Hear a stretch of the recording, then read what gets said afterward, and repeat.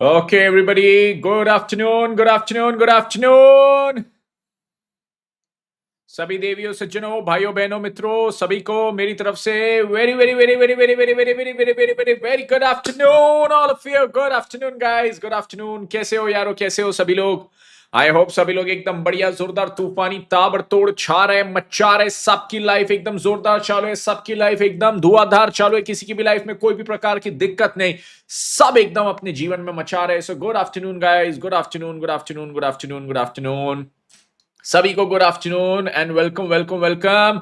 Very important session, very important chapter, एक ऐसा chapter जिसमें काफी बच्चों को डाउट होता है, काफी बच्चे ये चैप्टर छोड़ने की सोचते कि भैया ये छोड़ के चले जाता हूं एग्जाम में, एक छोड़ा तो क्या हुआ। अरे बेटा नहीं, एक भी चैप्टर छोड़ा ना उसको दूसरे के साथ आईसीआई लिंक करके क्वेश्चन दे देगी और हो जाएगा हमारा राम नाम सत्य एग्जाम में। तो वो चीज हमको छोड़ना बिल्कुल नहीं है, इसको इजी बना के रहेंगे, अगले 2 घंटे में ये चैप्टर को पूरा निपटा के रहेंगे और आपकी पढ़ाई को एकदम नेक्स्ट लेवल पे ले जाके रहेंगे। अभी तक सर हमने प्री एग्जाम मैराथन में क्या क्या चीजें कर ली है, तो सर प्री एग्जाम मैराथन सितंबर 25 की अगर मैं बात करूं, 6 तारीख से स्टार्ट हुआ था। हमने थियरी किए, rectification, BRS, depreciation, bills of exchange, inventory, final accounts, NPO, shares का issue, forfeiture reissue, redemption of preference shares and debentures का इशू। ये सारी चीजें हमने कर लिए हैं। यस, और आज 14 सितंबर को हम क्या कर रहे हैं, हमारा सेकंड टॉपिक अब करेंगे डिबेंचर्स का रिडेम्पशन। यस, तो डिबेंचर्स के रिडेम्पशन के साथ स्टार्ट करते हैं। इन द नेक्स्ट 2 आवर्स इसको बढ़िया तरीके से कंप्लीट करेंगे, मचाएंगे, चीर देंगे, फाड़ देंगे। सबसे पहले सभी लोग जितने आए हो सभी लोग लाइक कर दो, मेरे को बार बार बोलने की जरूरत ना पड़े कि बेटा अगर अगले 1 मिनट में आपने लाइक कर दिया तो आपको एग्जाम में मिलेंगे इस बार कितने 20 मार्क्स एक्स्ट्रा। वाह वाह वाह वाह वाह वाह वाह वाह वाह वाह वाह वाह वाह। 20 मार्क एक्स्ट्रा मिलेंगे जिन्होंने अगले 1 मिनट में लाइक कर दिया उनको। अरे बाप रे सर, हमेशा तो 10-10 बोलते थे, अभी 20 बोल दिए। हाँ, 20 मार्क एक्स्ट्रा मिलेंगे सबको। चलिए, तो अब यहां से अरे एकदम से ऐसे लाइक का फिगर जंप हो गया। ओहो हो, ऐसी बात है, सभी बच्चों को मार्क्स चाहिए। तो मार्क्स ना, हम मार्क्स के लिए थोड़ी पढ़ाई भी कर लेते हैं, मार्क्स के लिए थोड़ी पढ़ाई भी कर देते हैं। ठीक है, चलो थोड़ी पढ़ाई भी कर लेंगे। यहाँ पे डिबेंचर्स ऑफ रिडेम्पशन को एकदम दिमाग में डालेंगे। सभी लोग तैयार? Everybody absolutely ready? Absolutely ready? कर दूं स्टार्ट, कर दूं स्टार्ट, कर दूं स्टार्ट? ठीक है, चलो आ जाओ। रिडेम्पशन ऑफ डिबेंचर्स इस टॉपिक पे आएंगे। इस टॉपिक को एकदम बढ़िया तरीके से यहाँ पे मचा देंगे, चीर देंगे, फोड़ देंगे। ओके सर, कोई ऐसी स्कीम है जिससे डायरेक्ट फाइनल में पहुंच जाए ऐसा? अरे तो बेटा तू एक ऐसी स्कीम ढूंढ, मेरी एक बात मान, अभी पढ़ाई वढ़ाई छोड़, तू एक स्कीम ढूंढ जिससे डायरेक्ट सीए बन जाए। फाउंडेशन भी नहीं, इंटर भी नहीं, फाइनल भी नहीं, डायरेक्ट सीए बन जाए। फाइनल में भी क्यों जाना है, फाइनल में जाके भाई पढ़ाई बहुत है, फाइनल में जाके पढ़ाई बहुत है। तो स्कीम ऐसी ढूंढ कि डायरेक्टली सीए बन जाए और सीए बन के भी डायरेक्ट आईसीआई के प्रेसिडेंट बन जाए और आईसीआई के प्रेसिडेंट बन के हम ऐसी स्कीम निकाले कि बाकी किसी को सीए ही ना बनाए, तो हम आखिरी सीए, हमारी वैल्यू बहुत ज्यादा बनी रहे। तो बेटा ऐसी ऐसी स्कीम ढूंढ यहाँ पे। ठीक है, चलो तो स्टार्ट करेंगे अब आज की क्लास के साथ। ठीक है, ये मेरे हैंड रिटन नोट्स की मदद से आपको यहाँ पे पढ़ाने वाला हूं मैं। ओके चलो, तो अब यहाँ पे सबसे पहले डिबेंचर्स की जब हम बात करते हैं तो डिबेंचर्स में चीज क्या होती है, सभी लोग ध्यान दो। सिंपल सी चीज होती है कि सबसे पहले जब हम डिबेंचर्स को रिडीम करते हैं ना, डिबेंचर्स को रिडीम करते हैं तो यहाँ पे क्या है, थोड़ा सा शेयर्स जैसा ही कॉन्सेप्ट है। शेयर्स को जैसे प्रेफरेंस शेयर्स का रिडेम्पशन हमने पढ़ा था वैसे ही यहाँ पे भी आता है।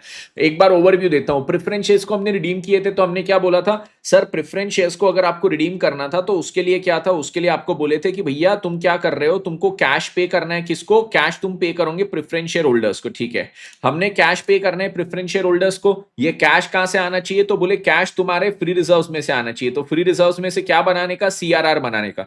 जैसे यहाँ पे सीआरआर बनाने का था ना, वैसे इधर भी बोलते हैं कि बेटा तुमने जब डिबेंचर होल्डर्स को पैसे देने, डिबेंचर होल्डर को पैसे देना है ना, तो ये कैश का भी थोड़ा सा सोर्स ऐसा होना चाहिए, थोड़ा सा ये कैश का भी सोर्स तुम्हारा क्या होना चाहिए, ये भी जो तुम्हारा कैश है वो तुम्हारे फ्री रिजर्व्स में से आना चाहिए। अच्छा अच्छा अच्छा, अब यहाँ पे पूरा नहीं बोलते कि 100% कैश तुम्हारा फ्री रिजर्व से आना चाहिए, थोड़ा सा थोड़ा सा, थोड़ा तो अपने फ्री रिजर्व में से लेके आओ और फ्री रिजर्व्स में से थोड़ा सा लेके आओ। तो इस बार उसमें से क्या बनाने का, इस बार उसमें से बनाने का डीआरआर, ऐसा कुछ कुछ यहां पे बोलते हैं।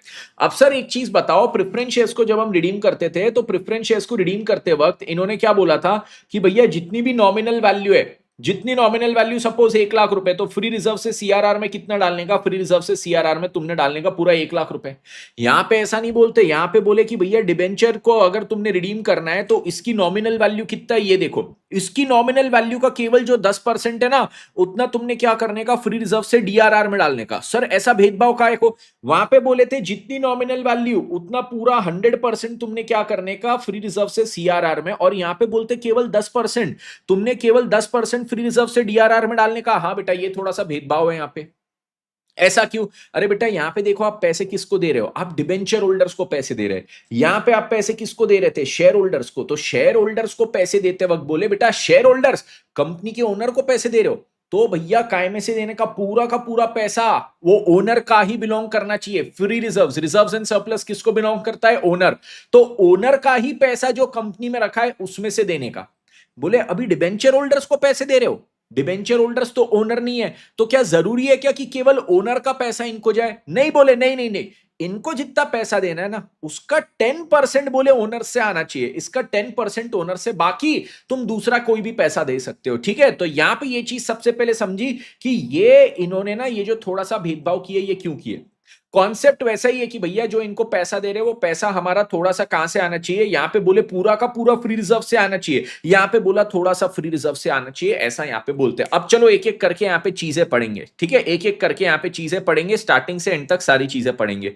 सर हम जब भी डिबेंचर्स को रिडीम करेंगे, डिबेंचर्स को रिडीम करते वक्त सबसे पहले मैंने आपको क्या कॉन्सेप्ट पढ़ाया, सबसे पहला जो मैंने आपको कॉन्सेप्ट पढ़ाया वो पढ़ाया डीआरआर का भी। ठीक है, मैंने अभी जो कॉन्सेप्ट पढ़ाया नहीं, इंट्रोड्यूस किया, मैं बोलूंगा इंट्रोड्यूस कौन सा कॉन्सेप्ट किया मैंने आपके साथ, डिबेंचर रिडेम्पशन रिजर्व वाला कॉन्सेप्ट। तो बोलते हैं भैया ये जो आपने डिबेंचर रिडेम्पशन रिजर्व में हमको बताया ना कि फ्री रिजर्व से डिबेंचर रिडेम्पशन रिजर्व में आपने सर कुछ फंड्स ट्रांसफर करने, कितने, जितना नॉमिनल वैल्यू है, नॉमिनल वैल्यू का 10% वगैरह ट्रांसफर करना, पूरी नॉमिनल वैल्यू जितना नहीं, जितना नॉमिनल वैल्यू है उसका 10% ही ट्रांसफर करना। ये सर कौन सी प्रकार की कंपनी को करना है? अब देखो, प्रेफरेंस शेयर्स रिडीम करना था, प्रेफरेंस शेयर्स रिडीम करते वक्त फ्री रिजर्व से ना सीआरआर में जो पैसा ट्रांसफर करना था वो प्रेफरेंस शेयर्स के नॉमिनल वैल्यू के बराबर का करना था, और हर एक कंपनी को करना था, हर एक कंपनी को, इसमें कोई एक्सेप्शन नहीं था। बट यहां पे बोलते बेटा हर एक कंपनी को ये डीआरआर में पैसा ट्रांसफर करना जरूरी नहीं है, not every company has to transfer money to DRR. कैसी बातें कर रहे हो सर, हर एक कंपनी को डीआरआर में पैसा ट्रांसफर नहीं करना है? नहीं नहीं नहीं नहीं नहीं, कौन सी कंपनी को करना है? तो देखो इन्होंने सिंपल बोले कि हम क्या करते, कंपनी को ना 4 हिस्सों में तोड़ेंगे, कंपनी को 4 हिस्सों में तोड़ेंगे, इसमें से केवल एक ये जो लास्ट हिस्से वाली कंपनी है ना, इन्हीं को डीआरआर में पैसा ट्रांसफर करने की जरूरत है। बाकी ये जो बची हुई कंपनीज है, सर ये कौन सी कंपनीज है सब बताऊंगा, इनको डीआरआर में पैसा ट्रांसफर करने की जरूरत नहीं है। तो देखो डीआरआर का सबसे पहले आपको यहां पे समरी बता दूं कि डीआरआर में पैसा किसको ट्रांसफर करना है, डीआरआर में पैसा किसको ट्रांसफर करना है। एक यहां पे आएगी अनलिस्टेड अदर्स कैटेगरी वाली कंपनी, कौन सी, अनलिस्टेड अदर्स, यहां पे देखो ये अनलिस्टेड लिखा है और यहां पे अदर्स, तो ये जो सर अनलिस्टेड अदर्स के कैटेगरी वाली कंपनी है ना, केवल ये कंपनी को डीआरआर में पैसा ट्रांसफर करना जरूरी है, बाकी और कोई कंपनी को डीआरआर में पैसा ट्रांसफर नहीं करना है। सर और कोई कंपनी मतलब क्या, एंड अनलिस्टेड अदर्स मतलब क्या? तो देखो पहले कैटेगरी की कंपनी में इन्होंने बैंक वगैरह डाल दिया, पहले कैटेगरी की कंपनी में इन्होंने क्या डाला, बैंक वगैरह डाला, bank and all India financial institution, एक हो गई बैंक, एक हो गई ऑल इंडिया फाइनेंशियल इंस्टीट्यूशन। ठीक है, तो ये जो लोगों को पैसा वैसा देने का काम करती पहली वो हो गई। दूसरी बोले ये भी कौन है, ये है अदर फाइनेंशियल इंस्टीट्यूशंस, तो यहां पे बैंक आ गया, ऑल इंडिया फाइनेंशियल इंस्टीट्यूशन पहली कैटेगरी, दूसरी में बोले अदर फाइनेंशियल इंस्टीट्यूशंस, तीसरे में बोले सारी listed company. Listed company, listed company मतलब जो मार्केट जो लिस्टेड होती है सेबी के साथ, और वो उनके शेयर्स हम खरीद बेच सकते हैं, स्टॉक मार्केट जिसको बोलते हैं, तो सारी लिस्टेड कंपनी तीसरी कैटेगरी। चौथी कैटेगरी हो गई अनलिस्टेड कंपनी। ओके, तो पहले में क्या आ गई, बैंक आ गई, ऑल इंडिया फाइनेंशियल इंस्टीट्यूशन आ गई, यस सर, पहली कैटेगरी में आ गई कौन, पहली में आ गई यहां पे bank and all India financial institution, दूसरे में आ गई मेरी अदर फाइनेंशियल इंस्टीट्यूशन, तीसरे में आ गई मेरी लिस्टेड कंपनी, और चौथी में मेरी आ गई अनलिस्टेड कंपनी। अब अनलिस्टेड कंपनी को भी ये लोग क्या करते, 3 हिस्सों में तोड़ते, एक NBFC non banking financial company, NBFC एक एचएफसी हाउसिंग फाइनेंस कंपनी, और फिर उसके बाद आई अदर्स। ठीक है, तो इन्होंने अब क्या बोला, bank and all India financial institution DRR बनाने की जरूरत नहीं, अदर फाइनेंशियल इंस्टीट्यूशन डीआरआर बनाने की जरूरत नहीं, लिस्टेड कंपनी डीआरआर बनाने की जरूरत नहीं, अनलिस्टेड कंपनी एनबीएफसी और एचएफसी इनको भी डीआरआर बनाने की जरूरत नहीं। अनलिस्टेड में केवल अदर्स को डीआरआर बनाना पड़ेगा, कितना? 10%। तो अनलिस्टेड में भी इन्होंने दो कैटेगरी की कंपनी को बाहर कर दिया, तो unlisted NBFC, unlisted HFC, non banking finance company, housing finance company, इन दोनों को डीआरआर नहीं बनाना है। अनलिस्टेड में केवल जो अदर्स कैटेगरी की कंपनी है, अदर्स मतलब अब सर अनलिस्टेड अदर्स में कौन आएगा? अनलिस्टेड अदर्स में आ गया जैसे अल्टीमेट सी है, हमारी कंपनी, हमारी अनलिस्टेड कंपनी है। क्या हम एनबीएफसी है? क्या हम एचएफसी है? नहीं। तो समझा, अनलिस्टेड अदर्स में बहुत सारी कैटेगरीज की कंपनी आ जाएगी जो अनलिस्टेड है, और ना ही वो एनबीएफसी में आती है, ना ही वो एचएफसी की कैटेगरी में आती है। इसमें आती क्या? इसमें नहीं आती, तो वो अनलिस्टेड अदर्स में मेरी यहां पे आ जाती है। ठीक है। एनबीएफसी मतलब non banking finance company, HFC मतलब हाउसिंग फाइनेंस कंपनी। तो ये यहां से लेके यहां तक इन्होंने सारी कंपनीज को बोला बेटा किसी को डीआरआर बनाने की जरूरत नहीं है। डीआरआर केवल कौन बनाएगा? Unlisted others, unlisted others. अब जैसे मैंने इसका एग्जांपल दिया, तो ये लेने का कोई भी कंपनी जो लिस्टेड नहीं है, ठीक है, कोई भी कंपनी जो लिस्टेड नहीं है, अब उसमें से केवल दो को हटा देना, एनबीएफसी और एचएफसी को, तो बाकी सारी कंपनीज अदर्स हो जाएगी, बाकी सारी कंपनीज अदर्स। आपके पिताजी की कोई कंपनी, आपके पिताजी की कंपनी अगर लिस्टेड नहीं है और वो एनबीएफसी भी नहीं है, एचएफसी भी नहीं है, तो वो अदर्स हो गई। All companies other than the NBFCs and एचएफसीज जो लिस्टेड नहीं है वो अनलिस्टेड अदर्स हो गई। ये कंपनी को बोले 10% यहां पे डीआरआर बनाना पड़ेगा। डीआरआर उनको बनाना पड़ेगा, कितना बनाना पड़ेगा? 10% बनाना पड़ेगा। मैं आपको बोलूं जो स्टेट बैंक ऑफ इंडिया है, स्टेट बैंक ऑफ इंडिया, उसको क्या डीआरआर बनाना पड़ेगा? सर एक तो बैंक है, बैंक को नहीं बनाना है। साथ ही साथ सर वो state bank of India, SBI listed भी है, तो उसको लिस्टेड है तो उसको नहीं बनाना है। तो ये जो लिस्टेड कंपनी है, तो एसबीआई देखो लिस्टेड भी है इसलिए भी नहीं बनाना है, और बैंक भी है इसलिए भी नहीं बनाना है। फिर मैं आपको बोलूं Reliance industries limited listed company है, डीआरआर नहीं बनाना है। तो रिलायंस के अगर कोई डिबेंचर्स है, रिलायंस ने डिबेंचर्स इशू किए हैं, उनको रिडीम करने की बात करें तो उनको डीआरआर बनाने की जरूरत नहीं, लिस्टेड है। ठीक है। मैं यहां पे आपको बोलूं अदानी भैया की कोई कंपनी, बहुत सारी उनकी लिस्टेड कंपनीज है, तो उनकी कोई लिस्टेड कंपनी, सर लिस्टेड है, नहीं बनाना है। ये चीज सभी को क्लियर? तो डीआरआर बनाना किसको है? केवल सर अनलिस्टेड जो कंपनीज होती है उसमें भी ये दोनों को छोड़ दो, ये दोनों को छोड़ के बाकी जो अदर्स बची उसको 10% डीआरआर बनाना है। सबसे पहले सभी लोग यहां पे लिखेंगे, ये बात क्या सभी के दिमाग में गई? Everybody clear with this, everybody clear with this. DRR किसको बनाना है? डीआरआर केवल अनलिस्टेड में अदर्स कैटेगरी की कंपनी को बनाना है। कितना बनाना है? 10% यहां पे बनाएंगे। ओके ओके ओके सर, ये चीज हो गया। अब बोले आपने जो डीआरआर बनाया ना, बस उतना ही नहीं, उतना ही नहीं।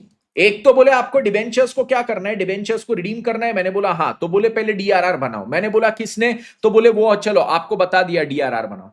फिर बोलते हैं एक और चीज, आपको क्या करना है? आप जब डिबेंचर्स रिडीम करोगे तो डिबेंचर्स रिडीम करने के पहले आपको कुछ इन्वेस्टमेंट भी करना पड़ेगा। अब सर ये क्या है, इन्वेस्टमेंट भी करना पड़ेगा, ऐसा वैसा ये वो? अरे बेटा देखो देखो देखो, सिंपल लॉजिक है, हमारे बचपन का हम जिस तरीके से जीवन जीते आ रहे हैं वो लॉजिक है। हमारे जीवन में अगर कोई भी आगे जाके पेमेंट आने वाला हो, हमको जीवन में आगे कोई भी पेमेंट करने वाला हो, तो हम क्या करते हैं? सर आगे जाके से फॉर एग्जांपल हमारी कॉलेज का खर्चा आने वाला है, हम लोग तो खैर सीए कर रहे हैं, हमारी कॉलेज का खर्चा नहीं है, बट किसी को एकदम ऐसी 20 लाख रुपए का वो एमबीए करना है मैनेजमेंट कोटे में, तो उसके घर पे क्या है, बहुत कॉलेज का खर्चा आने वाला है। 2 साल की पढ़ाई का बोले 50 लाख रुपए आने वाला। भाई साहब 50 लाख रुपए पढ़ाई का खर्चा, मजाक कर रहे बोले? तो 50 लाख रुपए अगर घर वालों को पे करना है, तो घर वाले पहले क्या करेंगे? घर वाले पहले करना चालू करेंगे सेविंग्स। घर वाले क्या करेंगे? सेविंग्स। और क्या सेविंग्स को ऐसी रखेंगे क्या? ये देखो सबको बता के रखेंगे, ये लो हमारी सेविंग्स। क्या घर पे सबको पता रहेगी क्या पापा ने कहां सेविंग्स करके रखी? उसको छुपा के रखेंगे, कोई यूज नहीं करेगा बोले। तो ये सेविंग्स को क्या कर देंगे? ये सेविंग्स को छुपा के रखेंगे। सेविंग्स को हम छुपा के मतलब अलग से रखेंगे, अलग से रखेंगे। और सर पापा क्या करेंगे? ये सेविंग्स को ना फिर इन्वेस्ट भी करना चालू करेंगे, इसको इन्वेस्ट करना चालू करेंगे। क्यों? पापा बोलेंगे भाई 50 लाख रुपए पे करना है ना, हम सेविंग्स कितने की करते? 30 लाख की सेविंग करते, इसको इन्वेस्ट करते चलेंगे, इन्वेस्ट करते चलेंगे, और इन्वेस्ट करके इस पे पैसे कमाएंगे। तो सेविंग्स को फिर पापा इन्वेस्ट भी करेंगे। फिर पापा क्या करेंगे? 5-7 साल तक ये सारी चीज करेंगे। 5-7 साल में 30 लाख की सेविंग होगी, उसको फिर इन्वेस्ट करके उसको 50 लाख बनाएंगे। और फिर क्या करेंगे? 50 लाख रुपए से लास्ट में हमारे कॉलेज की फीस यहां पे पे होगी। सर हमारा घर ऐसे ही चलता ना, बस यही तो लॉजिक ये लोग भी लगा रहे। बोले बेटा तुमको यहां पे क्या करना है? डिबेंचर्स रिडीम करना है। तो डिबेंचर्स रिडीम करने के लिए क्या है? डिबेंचर्स रिडीम करने के लिए तुमको 50 लाख रुपए पे करना है। तो पहले क्या करो? सेविंग्स करो। सर हमारे फ्री रिजर्व्स में है सेविंग, तो बोले फ्री रिजर्व से उसको क्या करो, तुम्हारे फ्री रिजर्व्स में है क्या, तो बोले फ्री रिजर्व से उसको डाल दो सीआरआर में, छुपा दो, सीआरआर नहीं सॉरी डीआरआर में, उसको छुपा दो, डीआरआर में डालो। अब बोले यार तुमने डीआरआर बनाया बहुत अच्छी बात, पर बोले साथ ही साथ अब उसको इन्वेस्ट भी करो ना यार, उसको खाली काय को पड़े रखे हो पैसे को, उसको इन्वेस्ट करो। तो बोले ये जो डीआरआर बनाए ना वो उससे कुछ इन्वेस्टमेंट भी करो, तो डीआरआर इन्वेस्टमेंट इसको बोलते हैं, ये इन्वेस्ट करेंगे। इससे इन्वेस्ट करके क्या करेंगे, वो पैसों को बढ़ाते रहेंगे और फाइनली फिर क्या करेंगे, जब हमको ये डिबेंचर्स को रिडीम करने का समय आएगा तो ये इन्वेस्टमेंट्स को सेल करेंगे, सेल करके जो पैसे आएंगे वो पैसों की मदद से हम ये डिबेंचर्स को हमारे रिडीम कर देंगे, ये डिबेंचर्स को रिडीम कर देंगे। तो सबसे पहले ये लॉजिक समझा क्या सभी को, मैंने यहां पे जो बोला ये लॉजिक सभी के दिमाग में क्या एकदम लॉजिकल, इसमें क्या कोई ऐसा बहुत अलग चीज इन्होंने बोला क्या डीआरआर बनाओ इन्वेस्टमेंट करो, अरे नहीं भाई हमारे सिंपल लाइफ का लॉजिक है, लाइफ का लॉजिक है। तो हमको क्या करना है सर, अगर डिबेंचर्स को रिडीम करना है तो हमारे लाइफ का लॉजिक यहां पे लगाना है। डिबेंचर्स को रिडीम करने के लिए सबसे पहले क्या बनाने का सर, सेविंग करने का और सेविंग को छुपा देने का। तो हमने बनाना सबसे पहले डीआरआर। अब क्या सेविंग को पैसों को क्या खाली पड़ा रहने देंगे, नहीं, तो बोले वो जो सेविंग है उसको इन्वेस्ट भी करो, तो दूसरी चीज करो डीआरआर इन्वेस्टमेंट, ये हमारी क्या हो गई, ये हमारी दूसरी चीज हो जाती है, ठीक है, ये क्या हो गया हमारा दूसरा चीज हो गया। ओके ये सभी को समझा, हाँ सर ये समझा, ये समझा समझा। अब सर इसमें देखो, इसमें देखो क्या है, हमने ये दो चीज की, इसके बाद अब क्या है सर, अब हमारा समय आ जाएगा कौन सी चीज का, पापा ने हमारे पहले सेविंग की, छुपा के रखी, उसको इन्वेस्टमेंट किया सर, 4-5 साल 6-7 साल तक करते रहे। अब हमारी कॉलेज की फीस पे करने का टाइम हुआ, तो कॉलेज की फीस काय में से पे होगी, इन्वेस्टमेंट में से। तो अब थर्ड चीज क्या है, थर्ड चीज यहां पे पापा क्या करेंगे, ये इन्वेस्टमेंट को सेल करेंगे। तो ये इन्वेस्टमेंट्स को अब मैं यहां पे क्या करूंगा, सेल करूंगा, कब, जब मेरे को कॉलेज की फीस पे करना है। तो कॉलेज की फीस पे करना है तो अब डीआरआर इन्वेस्टमेंट को बेचो, उससे क्या आया, पैसा आया, पैसा आया तो क्या करो, कॉलेज की फीस पे करो, मतलब डिबेंचर्स को रिडीम करो, डिबेंचर्स को यहां पे क्या कर दो, अब रिडीम कर दो, कॉलेज की फीस पे कर दी। और इसके बाद सर क्या चीज है, इसके बाद सर फाइनल चीज मेरी क्या आती है, अब सर डिबेंचर्स मेरे रिडीम हो गए, उसके बाद अगर सर डीआरआर में कुछ पैसा दिख रहा है तो क्या अब डीआरआर में पैसा रखने की जरूरत है क्या, अब मेरी कॉलेज की फीस पे करने के बाद अगर पापा को दिख रहा है कि भैया यहां पे वो जो छुपी हुई सेविंग्स थी वो अभी भी छुपी हुई पड़ी है, कुछ कुछ उसमें कुछ कुछ सेविंग्स बच गई है, तो पापा आप क्या छुपा के रखेंगे, अब पापा मम्मी को बोलेंगे यार उसका हो गया कॉलेज का खर्चा, वो गया कॉलेज में, चल अपन वर्ल्ड टूर पे चलते। तो पापा ये पैसों को अब क्या कर देंगे, डीआरआर वाले जो पैसे थे उसको फ्री कर देंगे, मतलब पॉइंट नंबर 5 में ये जो छुपी हुई सेविंग्स थी उसको वापस फ्री सेविंग्स कर देंगे, मतलब फ्री रिजर्व्स में उसको डाल देंगे। फ्री रिजर्व्स में डाल देंगे मतलब क्या करेंगे, उसको जनरल रिजर्व वगैरह में ट्रांसफर कर देंगे, ये चीज क्लियर। तो आपको अगर डिबेंचर्स को रिडीम करना है, डिबेंचर्स को रिडीम करना है तो अपने लाइफ का लॉजिक लगाने का, लाइफ का क्या लॉजिक लगाने का, सबसे पहले सेविंग्स करने का, ठीक है, सेविंग्स करने का और उसको छुपा के रखने का। सेविंग्स को छुपा के रखे सर हमने, हाँ सर सेविंग्स को छुपा के रखे, सेविंग्स को छुपा के रखे, फिर क्या करने का, क्या पैसे को खाली रखेंगे क्या, नहीं, उसको इन्वेस्ट करने का। इन्वेस्ट किए तो क्या होता है, जो सेविंग किया हुआ पैसा है वो बढ़ते रहता है। अब सर बारी आ गई हमारे कॉलेज के फीस पे करने की, मतलब डिबेंचर्स को रिडीम करने की, तो पहले ये जो इन्वेस्ट किया था इसको अब बेच देने का, सर बेच दिया, बेच दिया तो पैसा आया, पैसा आया तो उससे कॉलेज की फीस भर दो, मतलब क्या कर दो, डिबेंचर्स को रिडीम कर दो, बहुत अच्छी बात, डिबेंचर्स को रिडीम कर दो। अब सर ये जब डिबेंचर्स को रिडीम कर दिया उसके बाद भी पापा को ऐसा लगता, पापा ने देखा कि भैया अभी भी हमारे पास सेविंग्स बची है और छुपा के रखी है, तो अब क्या उसको छुपाने की जरूरत है, नहीं, पापा बोलेंगे बेटे चलो तुम कॉलेज निकलो, मैं और तुम्हारी मम्मी जाएंगे आगे वर्ल्ड टूर पे, तो इसको अब क्या कर देंगे, फ्री रिजर्व्स में वापस कन्वर्ट कर देंगे, हो गई बात खत्म। एकदम लॉजिकल, यहां तक एकदम लॉजिकल। मेरे को बताओ ये चीज में कुछ भी कठिनाई, ये चीज में कुछ भी कठिनाई, सर ये तो एकदम लॉजिकल था। अब मैं आपको क्या बता रहा हूं, अब मैं आपको यहां पे बता रहा हूं, सबसे पहले ये डीआरआर, ये सेविंग्स करने की जरूरत किसको है, तो सर सेविंग्स करने की जरूरत किसको है हमको बताइए, सेविंग्स क्या सभी लोग को करना पड़ेगा क्या, नहीं, सबसे पहली चीज मैंने यही बताया आपको कि सेविंग्स करना किसको पड़ेगा। तो डीआरआर कौन बनाएगा, एक ही प्रकार की कंपनी को बनाना है सर, अनलिस्टेड कंपनी। और अनलिस्टेड में कौन सी वाली, जो अदर्स की कैटेगरी में आती है, अदर्स की कैटेगरी में। बाकी कंपनी बोले उनको सेविंग्स करने की भी जरूरत नहीं, बहुत पैसा है बोले बाकी कंपनीज के पास, उनको सेविंग्स करने की जरूरत नहीं, मतलब हो सकता है मेरे घर पे मेरी कॉलेज की फीस पे करने के लिए हमको सेविंग करनी पड़े, एक होगा अंबानी का बच्चा, उसको क्या सेविंग वेविंग करने की जरूरत है क्या, नहीं। तो यहां पे डीआरआर क्या सबको बनाने की जरूरत है क्या, सब सेविंग करेंगे क्या, नहीं, केवल अनलिस्टेड अदर्स वाली जो कंपनी है वो सेविंग करेगी, ठीक है, वो सेविंग करेगी। और कितना सेविंग करेगी, तो सर वो 10% का फिगर दिया, 10% का फिगर दिया कि 10% आपने सेविंग्स करना है। सर अब देखो उसके बाद, अब आपने क्या बोला, ये जो सेविंग्स है, सेविंग्स को इन्वेस्ट भी तो करना है ना, खाली थोड़ी रखेंगे उसको, इन्वेस्ट भी करेंगे। तो इन्वेस्ट कौन करेगा? सबसे पहले बोलते हैं कि भैया ये जो अनलिस्टेड अदर्स वाली कंपनी होती है ना, एक तो ये अनलिस्टेड अदर्स वाली कंपनी, इनको करना पड़ेगा इन्वेस्ट, और साथ में एक और यहां पे बोलते हैं सारी लिस्टेड कंपनीज को भी, जितनी लिस्टेड कंपनी है उनको भी क्या करना पड़ेगा, उनको भी यहां पे ये इन्वेस्टमेंट करना पड़ेगा। इन्वेस्टमेंट दो प्रकार की कंपनी को करना है, अनलिस्टेड अदर को तो करना ही है, उसको तो सेविंग भी करना था, अब वो सेविंग में से वो इन्वेस्ट भी करेगी, यस। बट यहां पे एक और कंपनी को करना है, लिस्टेड कंपनीज जितनी है। तो देखो देखो देखो, ऊपर वाला चार्ट देखो मेरे साथ, ऊपर वाला चार्ट देखो, ऊपर वाले चार्ट में क्या आया, ऊपर वाले चार्ट में आया कि ये जो इन्वेस्टमेंट है, ये इन्वेस्टमेंट किस किस को करना है, मुझे बताइए, इन्वेस्टमेंट किस किस को करना है? इन्वेस्टमेंट सर यहां पे करेंगे सबसे पहले हमारी, देखो लिस्टेड कंपनी, लिस्टेड कंपनी ने इन्वेस्टमेंट करना है, और सर कौन सी, अनलिस्टेड अदर्स को इन्वेस्टमेंट करना है। यही तो दो चीज लिखा मैंने, listed company and unlisted others. Sir आप कुछ भूल रहे हो, यहां पे भी देखो ये वाला भी है हमारा 15%, ये कौन सी थी, अदर फाइनेंशियल इंस्टीट्यूशन। अब अदर फाइनेंशियल इंस्टीट्यूशन के लिए पता है ये लोग क्या कहते हैं, मैंने जानबूझ के इसको अलग से मेंशन नहीं किया, ये पॉइंट ना ऑलरेडी यहां पे कवर हो चुका है, ठीक है। देखो तो एक बार आपको ये अदर फाइनेंशियल इंस्टीट्यूशन जो है उसको एक बार थोड़ा सा इन डेप्थ बताता हूं। इसके लिए बोलते हैं कि इसको डीआरआर बनाना, इन्वेस्टमेंट करना, ये सब काय पे डिपेंड होता है, इस पे, इसके लिए जो रूल लगेगा ना, ये इस पे जो रूल लगेगा डीआरआर का, इन्वेस्टमेंट का, that will be same rule as applicable to NBFC. NBFC पे जो रूल लगेगा वो अदर फाइनेंशियल इंस्टीट्यूशन पे लगेगा। अच्छा अच्छा अच्छा अच्छा, एनबीएफसी पे जो रूल लगेगा वो रूल अदर फाइनेंशियल इंस्टीट्यूशन को लगेगा। तो देखो एनबीएफसी, अब ये क्या है, एनबीएफसी मतलब मेरी एक कंपनी हुई ना, नॉन बैंकिंग फाइनेंशियल कंपनी, तो ये कंपनी है। अब ये दो प्रकार की हो सकती है, लिस्टेड या अनलिस्टेड। अब देखो जब मैं डीआरआर की बात कर रहा था, डीआरआर की बात कर रहा था, तो एनबीएफसी अगर लिस्टेड है तो लिस्टेड तो किसी कंपनी को डीआरआर नहीं बनाना था, और अनलिस्टेड में भी एनबीएफसी है तो डीआरआर नहीं बनाना था। तो डीआरआर के लिए मैंने अदर फाइनेंशियल इंस्टीट्यूशन को बोला इनको डीआरआर बनाने की जरूरत ही नहीं, क्योंकि इन पे कौन सा रूल लग रहा है, एनबीएफसी। एनबीएफसी चाहे लिस्टेड हो चाहे अनलिस्टेड हो, डीआरआर नहीं बनाना। तो डीआरआर के समय मैंने बोला भैया इनको, अदर फाइनेंशियल इंस्टीट्यूशन को डीआरआर बनाने की जरूरत नहीं है। पर अब डीआरआई इन्वेस्टमेंट पे आते, क्या इनको इन्वेस्टमेंट करने की जरूरत है? तो वापस क्या रूल लगेगा, एनबीएफसी पे जो लगता है। अब एनबीएफसी दो, एक तो लिस्टेड और एक तो अनलिस्टेड।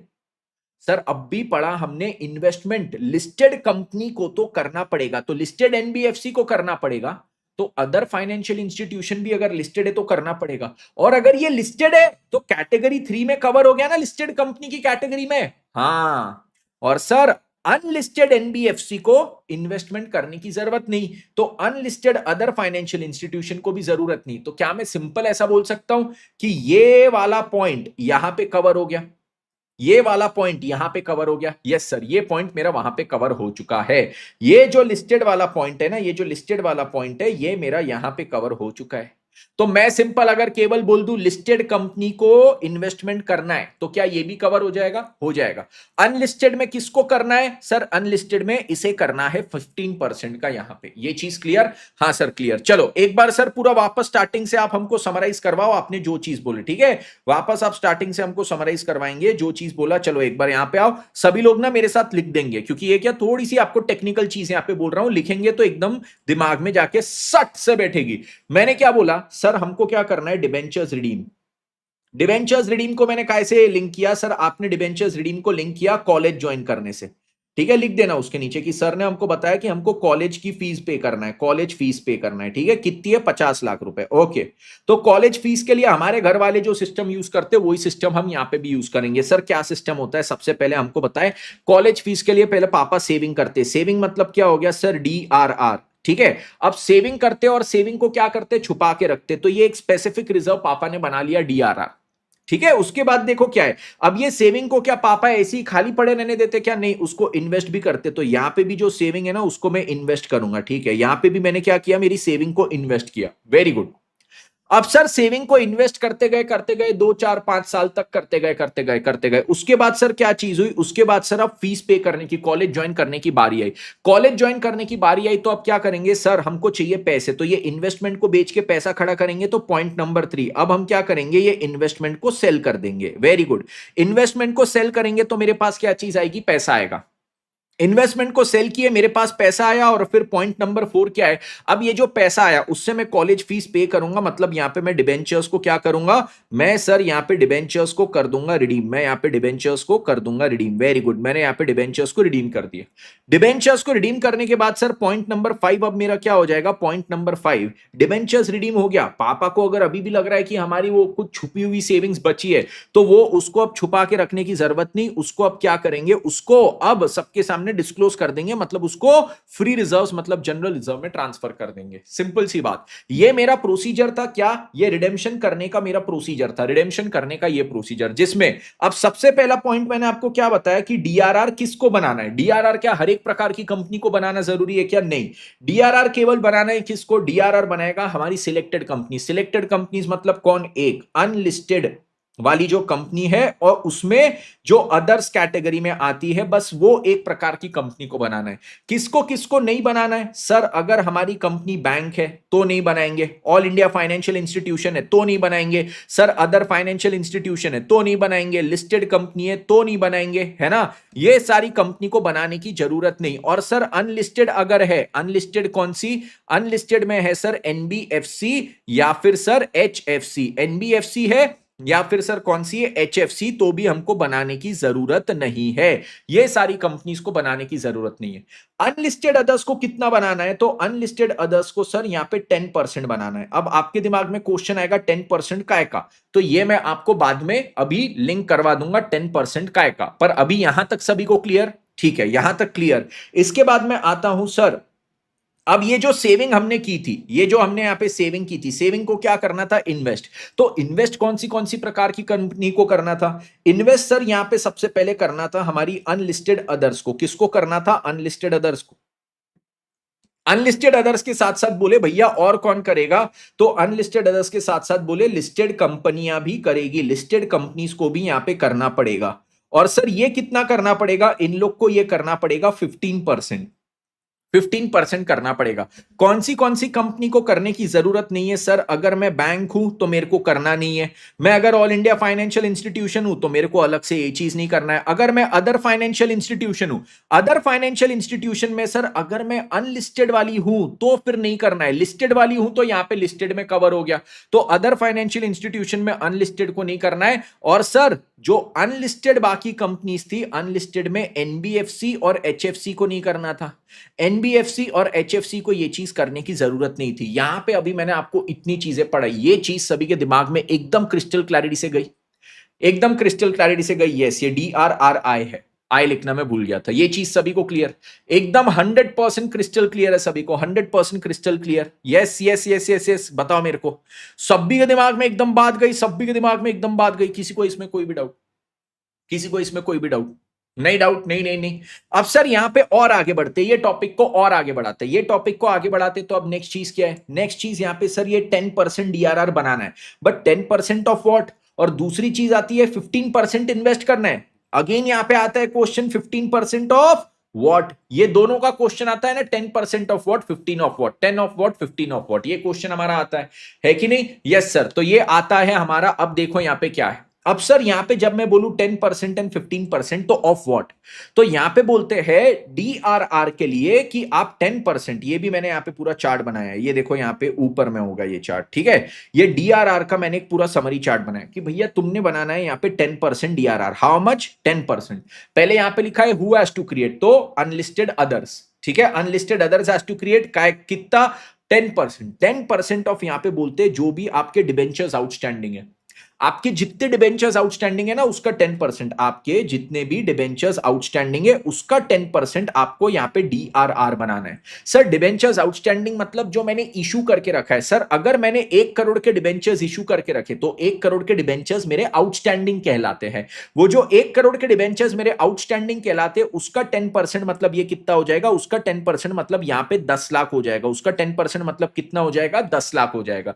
ये चीज सभी को क्लियर, ये एवरीबडी क्लियर विद दिस, हाँ सर इसके साथ हमको हुआ क्लियर। सर एक और क्वेश्चन आता है काय में से, तो मैंने बोला था सर ये हमारे जो सेविंग्स थे, उसमें से हम छुपा रहे सेविंग्स। तो कौन सी सेविंग्स सर? जो फ्री वाली थी सेविंग्स, जो हम कोई भी पर्पस से यूज कर सकते, जो डिविडेंड बांटने के लिए यूज कर सकते, उसमें से हम क्रिएट करेंगे हमारा डीआरआर।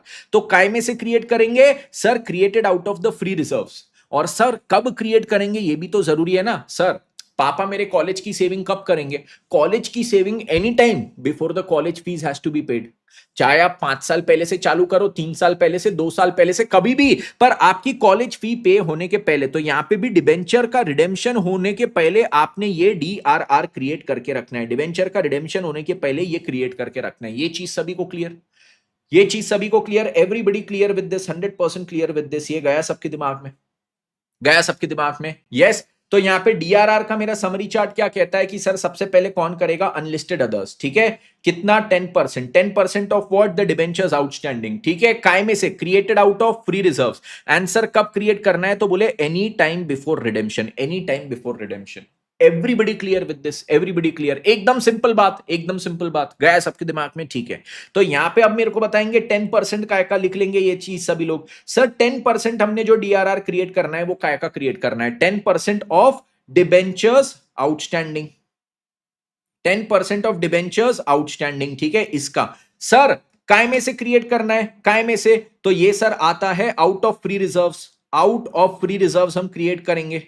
ठीक है, out of free reserves. Answer कब क्रिएट करेंगे ये बताइए, कब क्रिएट करेंगे? तो sir any time before redemption. Any time before redemption हमने इसको क्रिएट करना है। Any time before redemption we will create this. ये गया सबके दिमाग में? सर एकदम क्लियर, एकदम क्लियर। सर मैं आता हूं काय पे? डीआरआर आई पे आता हूं। मतलब अब इन्वेस्टमेंट करना है, बोले कितना करना है? 15%। किसने करना है वो तो बता दिया, दो प्रकार की कंपनी ने। कितना? 15%। बट अब आते हैं 15% ऑफ व्हाट? तो उसके चार्ट पे आते हैं, उसके समरी चार्ट पे। तो पहले देखो किसने क्रिएट करना है, वो तो सर हमारी बात हो गई, वो हमारी बात हो गई किसने क्रिएट करना है। कितना क्रिएट करना है? तो बोले 15%। अब यहां पे देखो 15% ऑफ डिबेंचर्स आउटस्टैंडिंग ऐसा नहीं लिखा है। I have not return 15% of debentures outstanding.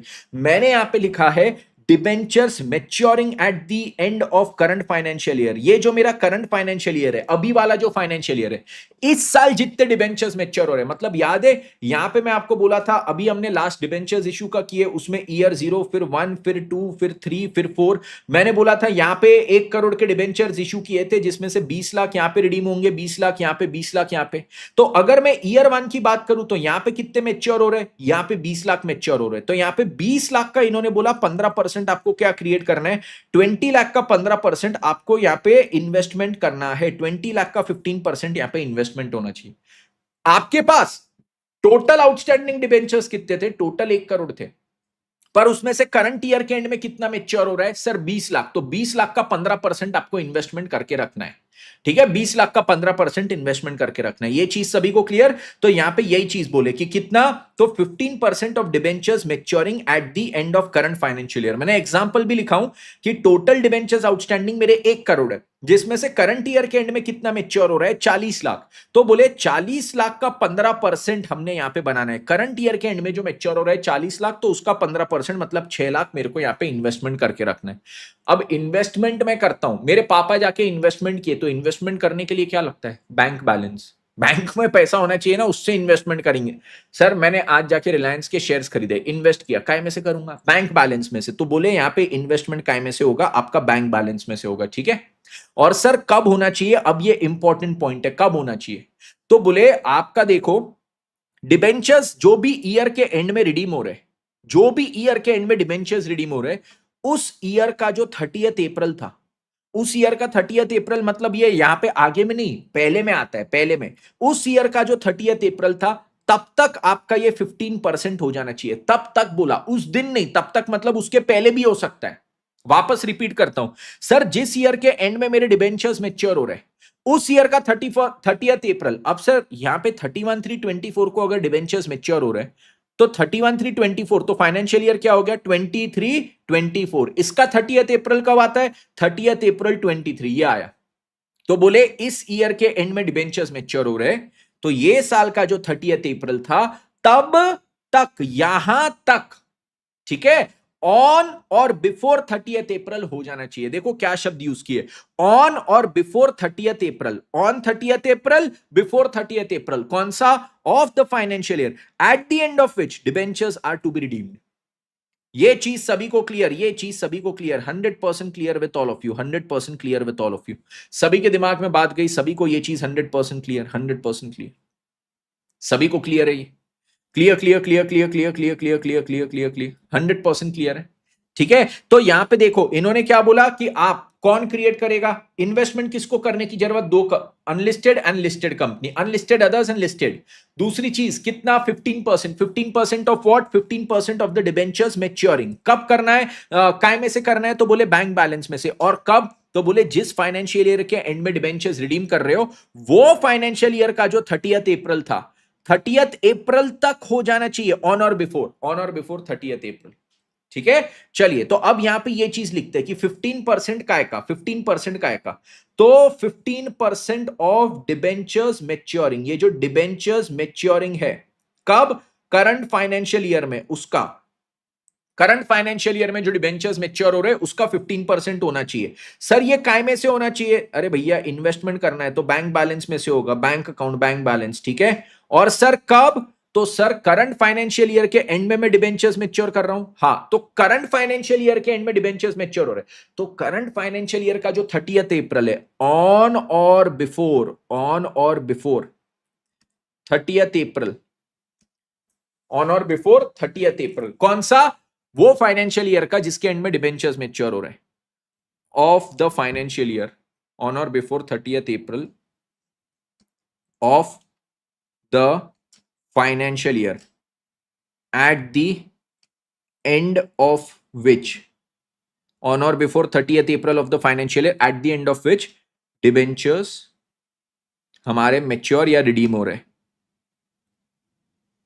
ये गया सबके दिमाग में, ये गया सबके दिमाग में। तो ये पूरा प्रोसीजर अभी सबको समझा, कॉलेज की फीस भरना है उसी का पूरा प्रोसीजर है। कॉलेज की फीस भरने के लिए क्या था सर, सबसे पहले पापा ने सेविंग किए, छुपा के रखे उसको, और सर सेविंग को फिर इन्वेस्ट किए। ठीक है, अब सेविंग को कितनी सेविंग करना है, और एक तो कितनी सेविंग, और पापा की कौन सी कैटेगरी, जिस पापा के पास बहुत पैसा है उसको करने की जरूरत नहीं, जिस पापा के पास पैसा नहीं है उसको धीरे धीरे सेव करना पड़ेगा। ठीक है, तो सर कितना सेविंग करना, काय में से करना, कब तक करना, वो बताया, ये पॉइंट नंबर 1 की पूरी डिटेल्स आई। फिर सर वो सेविंग को इन्वेस्ट करना, तो कौन से कैटेगरी के पापा ने करना है, तो वो यहां पे बोला, कितना इन्वेस्ट करना है वो यहां पे बोला। ठीक है, 15% करना है ऑफ द डिबेंचर्स मैच्योरिंग, काय में से करना है और कब तक करके रख लेने का वो बताया। अब चलो सर पॉइंट 1 पॉइंट 2 मेरा सेटिस्फाई हो गया, तो सर अब क्या है, अब कॉलेज फीस पे करने का टाइम आया, कॉलेज फी पे करने का टाइम आया, तो अब सर पहले तो इन्वेस्टमेंट को बेचना, पैसा आएगा, पैसों से मैं क्या करूंगा, ये कॉलेज फी भरूंगा, कॉलेज फी भर दिया, बहुत बढ़िया बात। तो सर अब ये जो अगर छुपी हुई सेविंग थी उसमें कुछ बच गया तो उसको अब जनरल रिजर्व में ट्रांसफर कर दूंगा। ये सभी के दिमाग में बात गई, everybody absolutely clear with this, everybody absolutely clear with this. ठीक है, ये सभी के दिमाग में बात गई, एकदम एकदम एकदम एकदम क्लियर है सभी को। किसी को इसमें कोई भी डाउट है तो मुझे बताइए, anybody having any doubt with what I just explain, anybody having any doubts, no doubts no doubts no doubts no doubts, पक्का पक्का, यस, कोई भी डाउट नहीं इसमें, कोई भी डाउट नहीं, 100% क्लियर।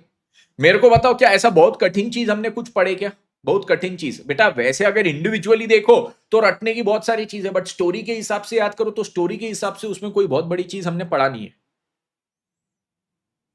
स्टोरी के अनुसार कुछ भी बहुत बड़ा चीज हमने नहीं पढ़ा। ठीक है, कंचा क्लियर एकदम, no doubts, very good very good very good. Sachi ji आपको ये सारे टॉपिक्स में बहुत डाउट था, क्लियर हुआ, क्लियर हुआ, क्लियर हुआ।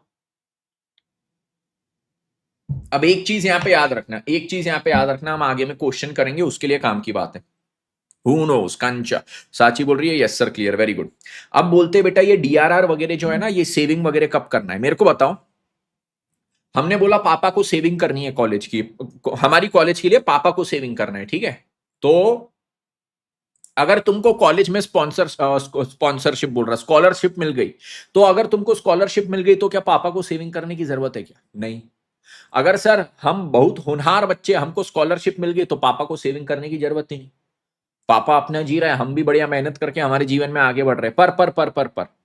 पर अगर हमको स्कॉलरशिप नहीं मिल रही तो पापा को क्या करना पड़ेगा, सेविंग करना पड़ेगा। तो सर देखो, अगर मेरे को कॉलेज में क्या है, अगर मेरे को कॉलेज में स्कॉलरशिप मिल रही है ना, तो स्कॉलरशिप मिल रही तो क्या है, no saving required, no savings required. ठीक है। और क्या है सर, और अगर नो स्कॉलरशिप, स्कॉलरशिप मेरे को यहां पे कॉलेज में मेरे को स्कॉलरशिप मिली, तो स्कॉलरशिप को मेरे को ऐसे ही लिखना पड़ेगा, कॉलेज में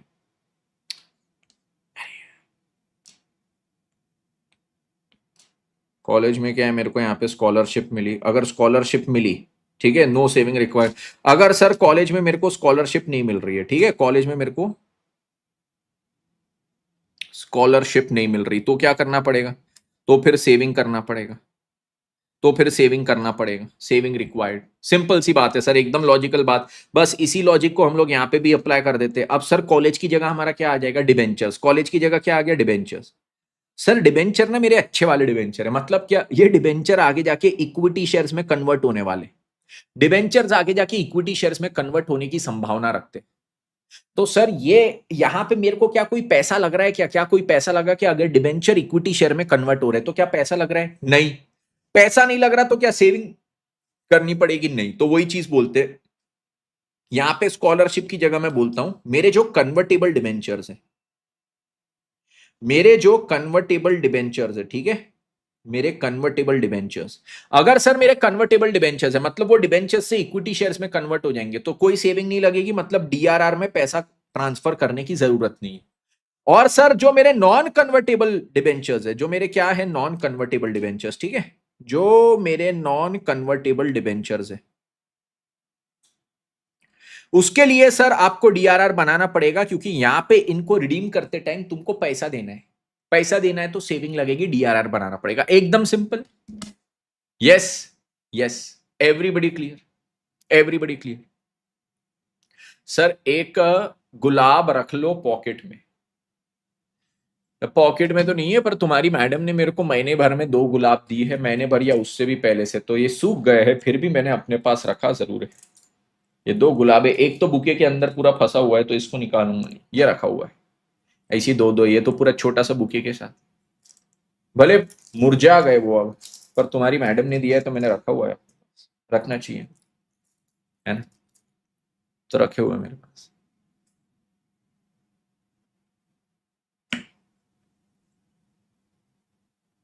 वही रख लो, वही अगर जेब में रखूंगा ना तो जड़ जाएगी उसकी पत्ती, जड़ जाएगी उसकी पत्ती। ठीक है, चलो, तो यहां तक सभी को सारी चीजें क्लियर हुई। मेरे को बताओ क्या यहां तक कोई भी चीज बहुत कठिन पड़ी हमने, यहां तक क्या कोई भी चीज हमने बहुत कठिन पड़ी, सर कुछ भी कठिन नहीं पड़ा। सर क्या इस पे क्वेश्चन करे, सर क्वेश्चन में मचा दे, क्वेश्चन में चीर दे, क्वेश्चन में फोड़ दे, आग लगा दे, सर आग लगा दो, नस्त नाबूद कर दो सर, इसको पूरा नस्त नाबूद कर दो। चलो सर इसके क्वेश्चन पे आते हैं।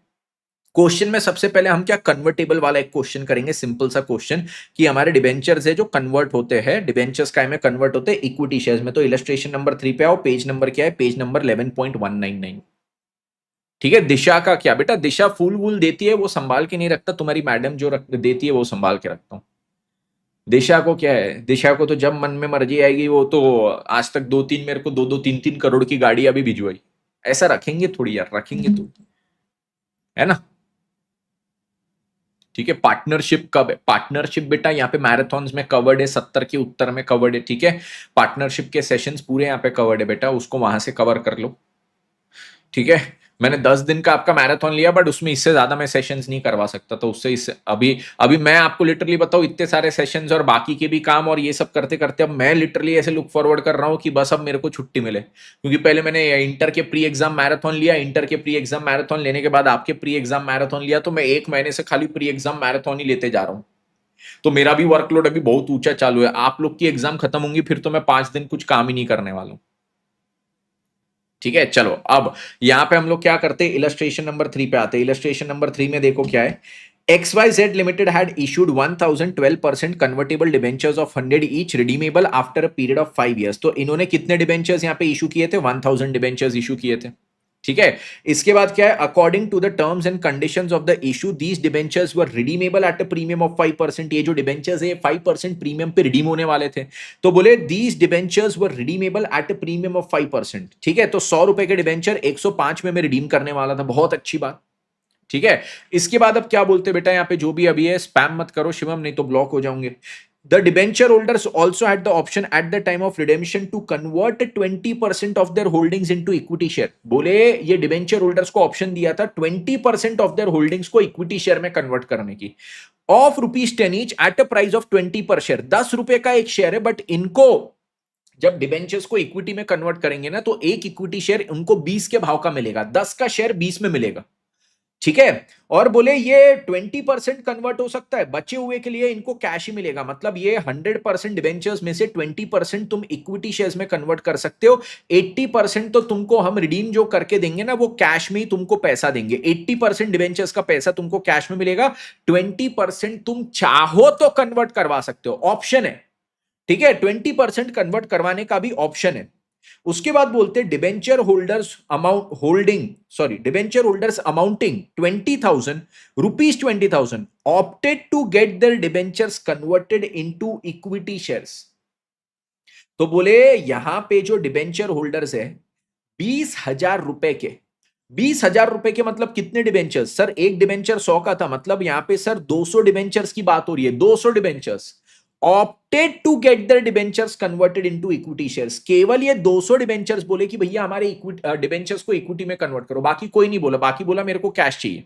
ठीक है, बाकी क्या बोले, बाकी बोले भैया मेरे को यहां पे क्या चाहिए, मेरे को यहां पे चाहिए कैश। ठीक है, तो अब देखो क्या है, you are required to calculate the number of shares issued and cash paid for redemption। यहां पे आपको क्या निकालना है, you are required to calculate the number of shares issued and cash paid for redemption of 20,000 rupees 20,000 debenture holders. अब यहां पे बात क्या है, सभी लोग एकदम ध्यान से सुनना। ठीक है, बात क्या है, सभी लोग ध्यान से सुनना। हमारे पास सर कितने डिबेंचर्स थे, 1 लाख रुपए के डिबेंचर्स थे, तो टोटल अगर मैं यहां पे बोलूं 1000 डिबेंचर्स थे। हाँ जी सर, टोटल हमारे पास 1000 डिबेंचर्स थे, और 1000 डिबेंचर्स कितने के थे, 100 रुपए के थे, तो टोटल 1 लाख रुपए के डिबेंचर्स थे। 1 लाख रुपए के डिबेंचर्स थे।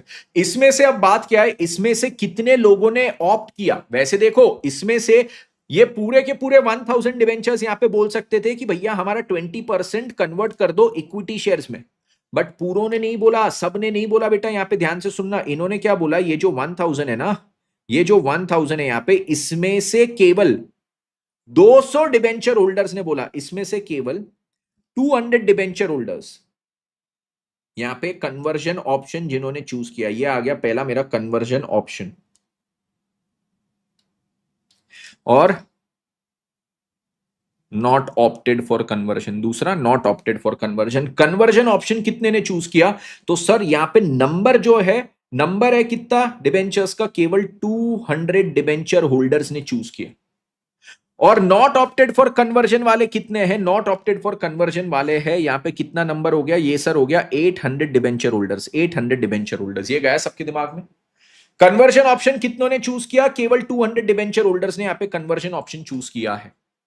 तो सर अब 200 वालों ने कन्वर्जन ऑप्शन चूज किया, तो इनके कितने डिबेंचर्स कन्वर्ट होंगे। सर अब यहां पे वापस मेरे को एक टाइमलाइन बनानी पड़ेगी कि सर इनके यहां पे केवल 20% कन्वर्ट हो गए, इनका भी सर अब क्या चीज है, इनका 20% क्या होगा, कन्वर्ट होगा, और इनको 80% काय में मिलेगा, इनको भी 80% कैश में मिलेगा। बिल्कुल सही बात। तो इनका 20% कन्वर्ट होगा, तो कितने डिबेंचर्स यहां पे कन्वर्ट हो गए, 40, और जो कैश में रिडीम होंगे वो कितने हैं सर, ये बच गए मेरे 160। अब सर इसका मेरे को बताओ रिडेम्पशन वैल्यू, चाहे मैं उसको इक्विटी में कन्वर्ट करूं या मैं उसको कैश में पे करूं, रिडीम तो हो रहे ना सर। देखो ये जो डिबेंचर्स है पूरे के पूरे 1000 डिबेंचर क्या हो रहे, रिडीम हो रहे, रिडीम हो रहे, तो सबको हमने वो रिडेम्पशन वैल्यू तो देनी है।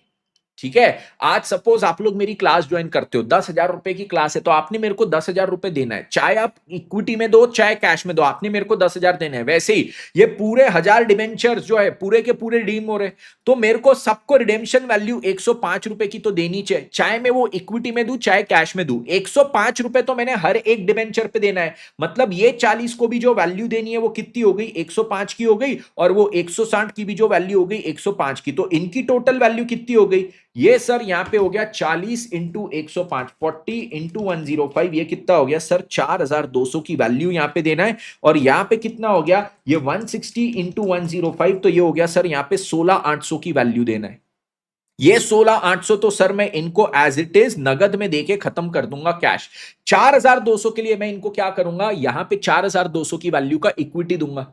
इक्विटी जब 4200 की वैल्यू का दूंगा तो मेरे को बताओ एक इक्विटी शेयर क्या है सर, इश्यू प्राइस पर इक्विटी शेयर जो मैं इनको दे रहा हूं वो 20 रुपए का है। तो मैं इनको कितने नंबर ऑफ इक्विटी शेयर्स दूंगा, number of equity share sir जो मैं यहां पे इनको इशू करूंगा 4200 डिवाइडेड बाय 20, तो ये हो जाएगा सर 210 इक्विटी शेयर्स यहां पे। ये चीज सभी को क्लियर, एवरीबडी क्लियर। तो यहां पे अब इन्होंने क्वेश्चन में पूछा था कि ये जो 200 डिबेंचर होल्डर्स कन्वर्जन का ऑप्शन चूज कर रहे हैं उनको तुम इक्विटी शेयर्स कितना इशू करोगे और उनको तुम कैश कितना दोगे, ये कैलकुलेट करके बताओ। ये मैंने कैलकुलेट करके बता दिया। क्वेश्चन में आपको एक और पॉइंट दे सकते कि आप ये बताओ आप रिडेम्पशन करते समय टोटल कैश कितना पे कर रहे हो, मतलब इनको ये 80% जो कैश पे किया ये, और ये जो 800 डिबेंचर होल्डर्स ने कन्वर्जन चूज नहीं किया, उन्होंने कन्वर्जन अगर चूज नहीं किया तो फिर क्या उनको तो पूरा का पूरा कैश में जाएगा। तो यहां पे इनकी रिडेम्पशन वैल्यू कितनी हो गई सर 105, तो इनको टोटल कितना वैल्यू देना है, ये हो जाएगा 800 इंटू 105, तो ये हो जाएगा 84,000 रुपीज। तो यहां पे अगर इन्होंने पूछा कि भैया मैंने टोटल कितना कैश में पे करना है, तो ये आ जाएगा सर यहां पे 84,000 और ये 16,800, तो 1,08,000 रुपए में टोटल कैश में पे करूंगा ये दोनों मिला के। ये भी आपको पूछ सकते हैं क्वेश्चन में एडिशनली। ओके ये चीज सभी के दिमाग में गई। यस तो ये मेरा क्या हो गया, ये हमारे आईसीआई का इलस्ट्रेशन नंबर 3 हो गया। ये काफी एक बढ़िया इलस्ट्रेशन है वैसे, देखो very logical very simple, but बच्चे इसमें कंफ्यूज क्या होते हैं, बच्चे इसमें कंफ्यूज पता है कहां पे होंगे, ये बोले कि 1000 में से 200 ने कन्वर्जन ऑप्शन चूज किया, तो ये 200 की सीधी वैल्यू निकालेंगे 105, तो 200 इंटू 105 कितना है 21,000, बोलेंगे ये जो टोटल 21,000 आया ना ये पूरा हम इनको शेयर्स दे देंगे। तो इसको डिवाइड करेंगे, ये लोग कैसे डिवाइड करेंगे 20 से, और नंबर ऑफ इक्विटी शेयर्स यहां पे कैलकुलेट करेंगे। ये ऐसे मत करना, ये 200 में से भी 20% कन्वर्ट होंगे, 80% नहीं होगा, यहां पे आप लोग गलत कर दोगे। तो ये चीज सभी लोग ध्यान रखना, ये चीज सभी लोग ध्यान रखना। This is very very very very very very very very very very very very important for all of you. सभी के दिमाग में गई बात, एवरीबॉडी एब्सोल्युटली क्लियर, बताओ रे मित्रों, मितुआ कहे धड़कने तुझसे क्या, मितुआ ना ना ना ना ना ना ना। नेक्स्ट क्वेश्चन पे आओ, इलस्ट्रेशन नंबर 1 पे। अब इलस्ट्रेशन नंबर 1 यहां पे सॉल्व करेंगे, सभी लोग ध्यान देना, सभी लोग यहां पे ध्यान देना, ठीक है, एवरीबॉडी प्लीज फोकस हो गया। या फिर इलस्ट्रेशन नंबर 1 के पहले हम लोग इलस्ट्रेशन नंबर 4 करेंगे, ठीक है। तो इलस्ट्रेशन नंबर 4 पे आ जाओ सभी लोग, एक बार आ जाओ। इलस्ट्रेशन नंबर 4 पेज नंबर कौन सा है 11.200, तो इलस्ट्रेशन नंबर 4 करेंगे, ठीक है। अब देखो इलस्ट्रेशन नंबर 4 में क्या है, balance sheet of B company limited. अब देखो कंपनी है ये, यस अनलिस्टेड कंपनी है, अच्छा unlisted company, other than AIFI, मतलब AIFI नहीं है, बैंकिंग कंपनी नहीं है, NBFC नहीं है, HFC नहीं है, तो सर कौन सी कंपनी, बैंकिंग कंपनी नहीं है, HFC नहीं है, AIFI नहीं है, तो सर ये बची क्या, AIFI भी नहीं, बैंकिंग NBFC भी नहीं, HFC नहीं, और ये अनलिस्टेड है। सर अनलिस्टेड में 3 कैटेगरीज थी बेसिकली, अनलिस्टेड में एक थी NBFC, अनलिस्टेड में एक थी HFC, जो दोनों भी ना हो वो क्या हो गई अनलिस्टेड अदर्स, वो हो गई अनलिस्टेड अदर्स। और अनलिस्टेड अदर्स के लिए क्या था सर, आपने हमको पढ़ाए थे, जो अनलिस्टेड अदर्स होती है ना, अनलिस्टेड में जो अदर्स वाली कंपनी होती है, इनको सर 2 चीजें, इनको सर कॉलेज के लिए सेविंग भी करनी पड़ेगी, और सर इनको वो सेविंग को इन्वेस्ट भी करना पड़ेगा। सेविंग कितनी करनी पड़ेगी 10%, और इन्वेस्टमेंट कितना करना पड़ेगा सर 15%, एकदम टकाटक, एकदम सर टकाटक यहां पे होगा। इनको ये दोनों चीजें करनी है सर, दोनों की दोनों चीजें इनको करना अनिवार्य है, दोनों की दोनों चीजें करना अनिवार्य है। तो अब देखो क्या बोले यहां पे सर, इनका पहले ये बैलेंस शीट दिए, बैलेंस शीट में पहले शेयर होल्डर फंड, फिर यहां पे नॉन करंट लायबिलिटी और करंट लायबिलिटी। एक बार इसके 3 नोट है, तीनों नोट पढ़ लेते हैं। शेयर होल्डर फंड्स में देखो पहले शेयर कैपिटल, ऑथोराइज 30,000 शेयर्स थे और इशू 20,000 शेयर्स थे। रिजर्व्स एंड सरप्लस में इन्होंने दिया है PNL, और फिर लॉन्ग टर्म बोरिंग्स में बोलते 12% डिबेंचर्स है 1,20,000 रुपए के, ठीक है, यहाँ पे जो पीएनएल दिया इसका मीनिंग क्या हो गया, पीएनएल है यहाँ पे सर फ्री रिजर्व्स, पीएनएल क्या है, पीएनएल है यहाँ पे फ्री रिजर्व्स। ओके, पीएनएल का मीनिंग क्या हो गया, ये हो गया हमारा फ्री रिजर्व्स, बिल्कुल सही बात। इसके बाद सर क्या चीज है, इसके बाद अब यहाँ पे देखो, ये चीज मैंने पढ़ ली, ये चीज पढ़ ली डिटेल में, मेरा ट्रेड पेएबल्स यहाँ पे दिया। अब असेट साइड पे आएंगे, असेट्स में दिया है पीपी, पीपी नोट नंबर 4 में, और फिर inventory trade receivables cash and bank note number 5। तो नोट नंबर 4 में देखो, पीपी में मेरे पास एक प्रॉपर्टी है और यहाँ पे cash at bank, cash in hand यहाँ पे दिया हुआ है। ओके चलो, अब बोलते क्या है, at the annual general meeting it was resolved, AGM में इन्होंने डिसाइड किया to give the existing share holders option to purchase ₹1 share at 15 for every 4 shares held prior to bonus distribution. The option was taken up by all the shareholders. Annual general meeting में पता है इन्होंने क्या decide किया कि जो existing share holders है उनको हम एक शेयर खरीदने का मौका देंगे for every 4 shares held, 1 new shares for 4 existing shares. 1:4 के रेशियो में ये राइट इशू किया, कंपनी ने राइट इशू किया, और 10 रुपए का शेयर इनको 15 में खरीदने देंगे। तो सर इसकी वर्किंग कैसे होगी ये बताओ, इसकी वर्किंग होगी, अब देखो ये इसको रेशियो को कैसे प्रेजेंट करना, 1 new for 4 existing gives me whole 5 shares, तो 1 न्यू प्लस 4 एग्जिस्टिंग। अब यहाँ पे एग्जिस्टिंग शेयर्स मेरे कितने, तो इन्होंने यहाँ पे बोला बेटा तेरे 20,000 शेयर्स एग्जिस्टिंग है। ठीक है सर, अगर मेरे यहाँ पे 20,000 शेयर्स एग्जिस्टिंग है तो 20,000 को 4 के नीचे लिखेंगे और यहाँ पे न्यू शेयर्स निकाल लेंगे। ये कितना हो जाएगा सर, ये आ जाएगा मेरा 5,000 शेयर्स। ठीक है, तो यहाँ पे कितने नए शेयर्स जा रहे हैं सर, यहाँ पे 5,000 नए शेयर्स जा रहे हैं। यहाँ पे कितने नए शेयर्स है sir, 5,000 new shares. 5,000 new shares है तो सर उसकी एंट्री हमारी क्या हो जाएगी, हमको ये बताओ। 5,000 new shares, sir right issue हो रहा है ना, तो यहां पे क्या है, हम सबसे पहली एंट्री करेंगे बैंक में डेबिट।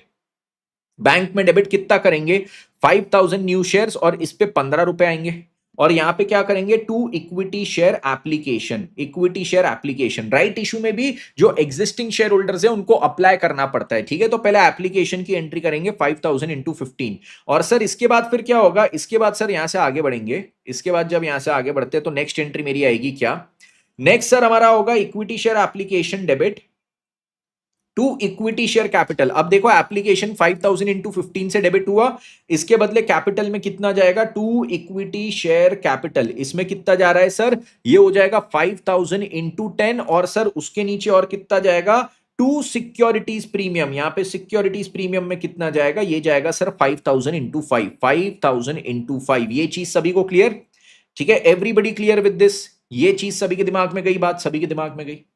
ठीक है, तो ये bank to equity share application और फिर equity share application to capital to securities premium. Everybody absolutely clear with this, everybody absolutely clear with this. गया सबके दिमाग में, बताओ रे ये एंट्री पहले क्लियर हुई क्या, ये राइट इशू की एंट्री थी सर। जैसे नॉर्मल हम कोई भी इशू करते हैं वैसे ही राइट इशू की भी हमारी एंट्री होती है, वैसे ही राइट इशू की भी हमारी एंट्री होती है। डन। उसके बाद सर यहां से आगे बढ़ जाते हैं। अब देखो इसके बाद इन्होंने क्या बोला, नेक्स्ट चीज ये लोग बोलते हैं to issue 1 bonus share for every 5 share held. अब बोले राइट इशू करने के बाद अब बोनस इशू करना है, बोनस इशू करना है, तो ये इसका रेशियो देखो क्या बोला है, 1 new share for 5 existing shares, 1 new for 5 existing. मेरे को टोटल कितना करके देगा, होल शेयर्स हो जाएंगे मेरे 6, होल मतलब टोटल, होल मतलब गड्ढा है, छेदा नहीं, टोटल वाला होल।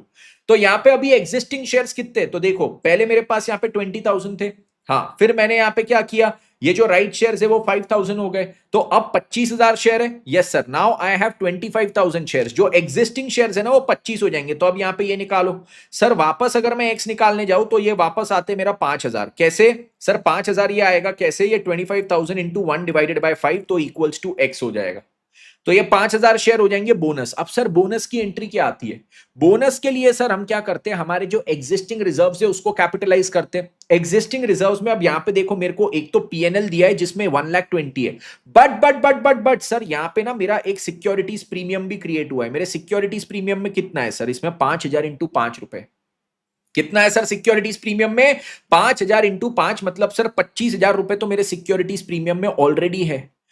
यहां पे बोनस इशू के लिए याद रखना, हम लोग ना यहाँ पे सबसे पहले क्या यूज करते हैं बोनस इशू की, जब मैं यहाँ पे बात करूं तो सबसे पहले जो यहाँ पे यूज होता है वो होता है सर मेरा कैपिटल रिडेम्पशन रिजर्व। फर्स्ट चीज जो मैं बोनस के लिए यूज करता हूं वो है कैपिटल रिडेम्पशन रिजर्व। दूसरी चीज जो मैं यहां पे यूज करूंगा वो हो जाएगा सर मेरा सिक्योरिटीज प्रीमियम। सिक्योरिटीज प्रीमियम के बाद सर अब मेरी तीसरी चीज यहां पे मैं अपने फ्री रिजर्व्स को यूज करूंगा। अब इस क्वेश्चन में इन्होंने क्या किया है, इस क्वेश्चन में इन्होंने सिक्योरिटीज प्रीमियम मेरे को यहां पे दिया हुआ है, ये पॉइंट में देखो मेरे को सिक्योरिटीज प्रीमियम दिया हुआ है, तो सबसे पहले मैं इसको यूज करूंगा। ये चीज सभी को क्लियर? हाँ, तो अब देखो क्या है सर, बोनस इशू आपको कितना करना है? बोनस इशू जो मेरे को करना है वो है सर 5000 शेयर्स का, हर एक शेयर 10 रुपए का है, तो 50,000 का मेरे को यहां पे लगेगा बोनस इशू। बोनस इशू के लिए मेरे को रिजर्व्स कितना कैपिटलाइज करना है? रिजर्व्स टू बी कैपिटलाइज, ठीक है। रिजर्व्स कितना कैपिटलाइज करेंगे सर? मेरे को 50,000 के रिजर्व्स को कैपिटल में कन्वर्ट करना है। अगर बोनस इशू 50,000 का है तो रिजर्व्स भी मेरे को 50,000 के कैपिटल में कन्वर्ट करना है। तो उसके लिए सबसे पहले मैं यहां पे बोलूंगा सिक्योरिटीज प्रीमियम मैं यहां पे कितना लूंगा, इसमें से 25,000 ले लूंगा क्योंकि 25,000 ही है यहां पे। और सर बचा हुआ फिर मैं क्या करूंगा, पीएनएल में से लूंगा। बचा हुआ कहां से लूंगा? पीएनएल में से, ठीक है। तो अब देखो सिक्योरिटीज प्रीमियम में से 25,000 हम यहां पे लेंगे और पीएनएल में से 25,000 लेंगे, तो मिला के टोटल ये 50,000 हो जाएगा। तो अब इसकी एंट्री मेरी क्या होगी? इसकी एंट्री सभी लोग यहां पे ध्यान से देखना। सर अब मेरी बोनस इशू की जो एंट्री है, बोनस के लिए क्या कर रहा हूं, मेरे जो रिजर्व्स है उसको शेयर कैपिटल में कन्वर्ट कर रहा हूं, तो उसके लिए रिजर्व्स को पहले डेबिट करना पड़ेगा। रिजर्व्स को कम करूंगा तो डेबिट करूंगा, तो सिक्योरिटीज प्रीमियम को मैं यहां पे करता हूं डेबिट। सिक्योरिटीज प्रीमियम को मैं यहां पे कर दूंगा डेबिट। कितने से डेबिट करूंगा? 25,000 रुपए। सर और किसको डेबिट करूंगा? पीएनएल में जो बैलेंस है उसको डेबिट करूंगा। कितने से? ये भी डेबिट होगा मेरा 25,000। और सर किसको क्रेडिट करूंगा मेरे को ये बताइए। ये जो मैंने रिजर्व्स में से पैसा निकाला ये किसको देना है? शेयर होल्डर्स को। बोनस इशू करना है मतलब शेयर होल्डर्स को देना है ना, तो यहां पे मैं लिखूंगा bonus to equity share holders. कितना? 50,000 रुपए। डन सर, ये चीज मेरी हो गई परफेक्ट। यहां से सर और आगे बढ़ते हैं, नेक्स्ट चीज पे आते हैं। अब सर ये जो बोनस मैंने देना है इक्विटी शेयर होल्डर्स को, पे करके खत्म करो। तो ये अब मैं इनको पे कर देता हूं। Bonus to equity share holders debit, bonus to equity share holders debit. ये जो लाइबिलिटी क्रिएट की कि इतना पे करना है वो पे करके खत्म कर देंगे। To equity share capital, equity share capital, equity share capital में कितना जाएगा? 50,000 रुपए। ये गया दिमाग में? हाँ सर, इतना मैंने बोनस शेयर्स इशू कर दिया, इतने मैंने बोनस शेयर्स यहां पे इशू कर दिए। सभी को क्लियर? ये सर ये दो पॉइंट्स, एक राइट इशू का हो गया, एक बोनस इशू का हो गया, यहां तक की बात खत्म। अब इसके बाद हमारे इस टॉपिक की बात आती है, अब डिबेंचर्स की बात करेंगे। डिबेंचर्स के साथ इन्होंने बोनस और राइट इशू का भी यहां पे पॉइंट दे दिया था। अब देखते हैं, to repay the debentures at a premium of 3%। हमारे जो डिबेंचर्स है यहां पे कितने थे सर? 1,20,000 के। और ये डिबेंचर्स का इन्होंने बोला है कि ये इसकी फेस वैल्यू में लेके चलता हूं 100, क्योंकि कुछ भी नहीं दिया तो 100 लेके चलूंगा। इसको मैंने रीपे करना है 3% प्रीमियम पे, तो रिडीमेबल वैल्यू कितनी है? 103 रुपए। बोले the DRR investments realised at par. यहां पे जो डीआरआर इन्वेस्टमेंट्स है realised at par as per the existing book value. अब सर यहां पे देखिए, मैं जब बात करता हूं किसकी, मैं जब यहां पे बात करता हूं ये कंपनी की, तो ये कंपनी कौन सी थी? ये कंपनी थी सर मेरी अनलिस्टेड कंपनी, अदर देन एआईएफआई। मतलब एआईएफआई भी नहीं थी, बैंकिंग कंपनी भी नहीं थी, एनबीएफसी भी नहीं थी, एचएफसी भी नहीं थी, तो मैंने बोला था ये अनलिस्टेड अदर्स में। इसको डीआरआर भी बनाना पड़ेगा और उसको इन्वेस्टमेंट भी करना पड़ेगा। पहले देखो क्या डीआरआर बनाए रिजर्व्स में, क्या आपको कहीं दिख रहा है इन्होंने डीआरआर बनाया है? अभी तक सब केवल पीएनएल है, डीआरआर नहीं बनाए। यहां पे देखो असेट्स में कहीं आपको इन्वेस्टमेंट्स दिख रहा है? नहीं, डीआरआरआई भी नहीं बनाया। तो सबसे पहले मेरे को क्या करना पड़ेगा? कॉलेज के लिए सेविंग करना पड़ेगा। तो अब सबसे पहले हम करेंगे यहां पे सेविंग्स की एंट्री। सर सेविंग्स काय में से करेंगे? मेरे जो फ्री रिजर्व्स थे, फ्री रिजर्व्स मतलब पीएनएल। तो अब देखो सबसे पहले सेविंग्स करेंगे, पॉइंट नंबर 1, पीएनएल में से पैसा निकालेंगे और कहां पे ट्रांसफर करेंगे? To debenture redemption reserve, debenture redemption reserve में, ठीक है। अब ये कितना होगा? तो सर यहां पे 10% बोले थे, जो भी डिबेंचर्स आउटस्टैंडिंग उसका 10%, तो 1,20,000 के डिबेंचर्स आउटस्टैंडिंग उसका 10%, तो ये कितना हो जाता है? 12,000 रुपए। यस सर, ये हो गया मेरा 12,000 रुपए, एकदम सिंपल। नेक्स्ट चीज, सर हमने सेविंग्स कर लिए, सेविंग्स को क्या खाली रखेंगे क्या? नहीं, हमको इसको इन्वेस्ट भी करना है। हमारी कंपनी डीआरआरआई के भी कैटेगरी में आती है, तो अब इन्वेस्ट करेंगे। पॉइंट नंबर 6, इन्वेस्ट किया तो एंट्री क्या आएगी? इन्वेस्ट किया तो मेरे पास से क्या होगा? पैसा जाएगा और इन्वेस्टमेंट क्रिएट होगा। तो यहां पे मैं डेबिट करूंगा काय में? D R R investment debit. ये मैंने इन्वेस्टमेंट क्रिएट किया, तो ये इन्वेस्टमेंट डेबिट किया, और सर मेरे पास से पैसा गया तो बैंक में क्रेडिट। कितना इन्वेस्ट करना है सर? इस साल जितने डिबेंचर्स मेच्योर हो रहे हैं, 1,20,000 के डिबेंचर्स मेच्योर हो रहे हैं, उसका 15%, तो ये कितना हो जाएगा? ये हो जाएगा मेरा 18,000 रुपए। ये मेरा हो जाएगा यहां पे 18,000 रुपए। ये चीज सभी को क्लियर? हाँ सर, ये भी चीज गई दिमाग में। उसके बाद सर क्या चीज है? अब सर मेरे पिताजी ने सेविंग्स भी किए, सेविंग्स करके इन्वेस्टमेंट भी की सर, इन्वेस्टमेंट कर करके पैसा इकट्ठा हुआ, अब कॉलेज फीस पे करने की बारी आई। कॉलेज फीस पे करने की बारी आई तो हमको पैसे लगेंगे, तो पहले इन्वेस्टमेंट को बेचो। इन्वेस्टमेंट को अब यहां पे बेचेंगे तो देखो सर, इन्होंने क्वेश्चन में बोला है कि ये जो इन्वेस्टमेंट थे ना, इन्वेस्टमेंट्स जो थे वो पार वैल्यू पे रियलाइज हुए। ये पॉइंट में देखो यहां पे लिखा है कि ये पार वैल्यू पे रियलाइज हुए, मतलब जितने के इन्वेस्टमेंट थे उतने पर ही रियलाइज हुए मेरे को। तो सर बैंक में वापस अब मैं डेबिट कर दूंगा, बैंक में डेबिट करूंगा 18,000, जितने के इन्वेस्टमेंट थे उतने पर ही रियलाइज हुए। To D R R investment, to D R R investment 18,000 rupees. ये चीज गया सबके दिमाग में? यस सर, ये चीज हमको हो गई यहां पे क्लियर, ये चीज हमको हो गई क्लियर। इसके बाद क्या चीज है? इसके बाद सर यहां से हम लोग बढ़ेंगे आगे। यहां से अब मेरे को आगे बढ़ना है, तो नेक्स्ट चीज अब मेरे को क्या करना है, मेरे को ये बताइए सर। इन्वेस्टमेंट बेचा, पैसा आया, अब सर कॉलेज की फीस भरो, मतलब डिबेंचर्स को रिडीम करो। डिबेंचर्स को रिडीम करूंगा तो सर मेरा क्या चीज होगा? मेरे पास ये जो डिबेंचर्स थे, कितने परसेंट थे ये डिबेंचर्स? कहां गए, कहां गए? 12%। 12% डिबेंचर्स मेरे खत्म हो जाएंगे। यस सर, तो मैं यहां पे करूंगा 12% डिबेंचर्स डेबिट। 12% डिबेंचर्स को डेबिट करूंगा कितने से सर? इसको मैं डेबिट करूंगा 1,20,000 रुपए से। ये खत्म कर रहा हूं। इस पे मैं 3% प्रीमियम भी दे रहा हूं, तो वो मेरा नुकसान हो रहा है ना, मैं ज्यादा के पैसे दे रहा हूं अपने जेब में से। Premium on redemption debit, premium on redemption debit 3,600 रुपए। टू, और ये इतने पैसे किसको देना है? Debenture holders. तो यहां पे टू डिबेंचर होल्डर्स 1,23,600 रुपया। ये चीज गया दिमाग में? हाँ सर, ये चीज गया हमारे दिमाग में। ये हमने क्या किया? डिबेंचर्स को रिडीम करने की एंट्री, जिसमें हमने अभी डिबेंचर होल्डर्स के नाम की लाइबिलिटी दिखाई है। सर ये लाइबिलिटी को अब खत्म करो, डिबेंचर होल्डर्स को अब मैं यहां पे कर दूंगा डेबिट, कितने से? 1,23,600 टू बैंक अकाउंट। इनको पे करके मैं यहां पे कर दूंगा खत्म, 1,23,600। Done sir, done done done. Next sir, इसके बाद क्या है? इसके बाद सर इतनी चीजें मेरी हो गई, इतनी चीजें हो गई। ये प्रीमियम को मेरे को करना है राइट ऑफ। प्रीमियम को राइट ऑफ, क्योंकि ये नुकसान है। नुकसान को कैसे राइट ऑफ करते हैं सर? पीएनएल से। तो इसको राइट ऑफ कर दो। पीएनएल डेबिट 3,600 रुपए to premium on redemption, to premium on redemption, to premium on redemption कितना? 3,600 रुपया। डन सर, ये भी चीज मेरी हो गई एकदम परफेक्ट। और इसके बाद अब क्या बोलते हैं? भैया तुमने कॉलेज की फीस पे कर दी, फिर अगर तुम्हारे डीआरआर में वो छुपे हुए रिजर्व में कुछ दिख रहा है तो अब छुपा नहीं ना, अब उसको ओपन कर दो। तो मेरे डीआरआर में कोई बैलेंस था क्या? हाँ सर, हाँ सर, हाँ सर, हमने डीआरआर में ट्रांसफर किया ना, ये डीआरआर में 12,000 ट्रांसफर किया, अभी भी उसी में पड़ा है। तो अब इसको क्या करेंगे? इसको यहां से निकाल के हम लोग जनरल रिजर्व में डाल देंगे। Point number 11, D R R, debenture redemption reserve debit. अब ये छुपे हुए रिजर्व को छुपा रखने की जरूरत नहीं, इसको हम डाल देंगे हमारे जनरल रिजर्व में 12,000 रुपए। ये एंट्री सभी के दिमाग में एकदम क्रिस्टल क्लैरिटी से गई, एकदम क्रिस्टल क्लैरिटी से सभी को क्लियर। ये एंट्री सारी की सारी entries clear. Done sir, done done done.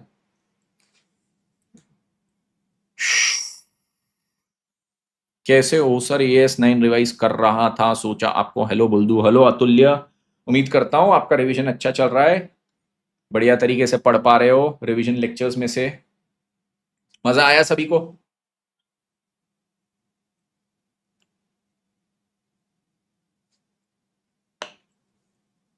ये समझने में मजा आया? ये गया सबके दिमाग में? सर एथ वाला, अरे ये तो बेटा हमारे प्रेफरेंस शेयर्स को रिडीम करने की भी कल यही एंट्री थी, डिबेंचर्स को रिडीम करने की भी वो, ये डिबेंचर्स को हमने डेबिट किए। लाइबिलिटी थी, लाइबिलिटी को खत्म कर रहे हैं, इसलिए डेबिट, ये खत्म हो रही है। ऊपर से हम और इतना पैसा दे रहे हैं जो हमारा नुकसान हो रहा, तो नुकसान को डेबिट किया, और इतना मैंने डिबेंचर होल्डर्स को देना है, फिर ये डिबेंचर होल्डर्स को मैंने पे किया, तो लाइबिलिटी खत्म हुई और ये असेट खत्म हुआ। ठीक है,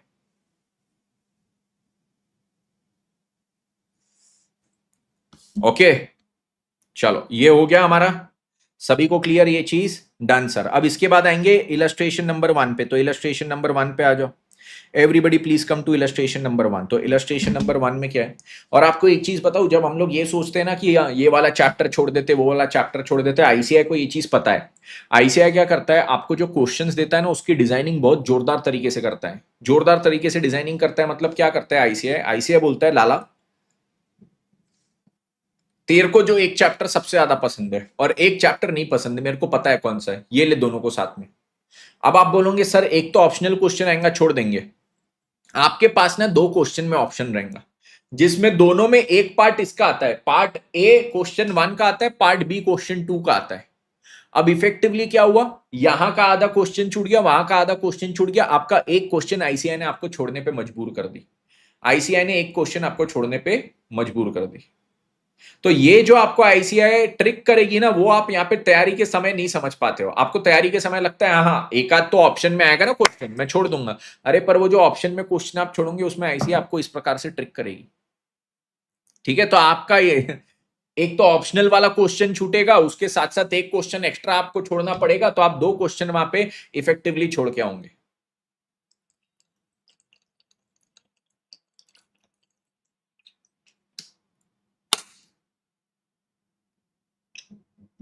सच में सर यही होता है, आधा आधा आता है दोनों का। मैं बता रहा ना, अरे आईसीआई को पता है ना बच्चों को, अगर उनको सिंपल 100 में से 15 बच्चों को पास करना है तो उनको क्या देखना है, उनको हर सब्जेक्ट में खाली ये शॉर्टलिस्ट करना है बच्चों को कौन सी चीज में दिक्कत जाती है, बच्चे क्या ज्यादा छोड़ के आएंगे। अब एक इजी क्वेश्चन के साथ वो टॉपिक डाल दो, दूसरे इजी क्वेश्चन के साथ ये टॉपिक डाल दो, हो गया बच्चे का इफेक्टिवली एक क्वेश्चन तो छूट गया, बच्चा अब 85 या 80 मार्क्स का पेपर सॉल्व करके आ रहा है। टॉपिक ही खत्म हो गया, टॉपिक ही खत्म हो गया, सिंपल। आधे बच्चे तो ऐसे ही फेल कर देगा आईसीआई, हमको वो चीज रियलाइज भी नहीं होती है हम क्या कर रहे हैं, आईसीआई हमारे साथ कैसे ट्रिक करता है। इसलिए मैं बच्चों को बहुत बार, मतलब मेरे को तो जितने मैसेजेस आते हैं बच्चों के डीएम वीएम करते हैं, मैं उनको वही बोलता हूँ भाई छोड़ के मत जा। अब उनको अभी कैसे समझाऊं ये चीज कि भाई तू छोड़ के जाएगा, और बच्चों की ये मैसेज, सर वो एक ऑप्शनल क्वेश्चन छोड़ना है तो उसमें ये वाला छोड़ देंगे। अरे बेटा आईसीआई तेरे साथ इतना सिंपल नहीं खेलेगा रे, कि ये ले लाला तेरे को डिबेंचर्स का टॉपिक नहीं पसंद या तेरे को पार्टनरशिप का नहीं पसंद, ये उसका क्वेश्चन तेरे लिए, इसको छोड़ के आ जा। उसके साथ तेरा सबसे फेवरेट टॉपिक मिक्स करके देगा ही आईसीआई तेरे को। तो यहां पे देखो इलस्ट्रेशन नंबर 1 पे आएंगे, अब इलस्ट्रेशन नंबर 1 पे आएंगे।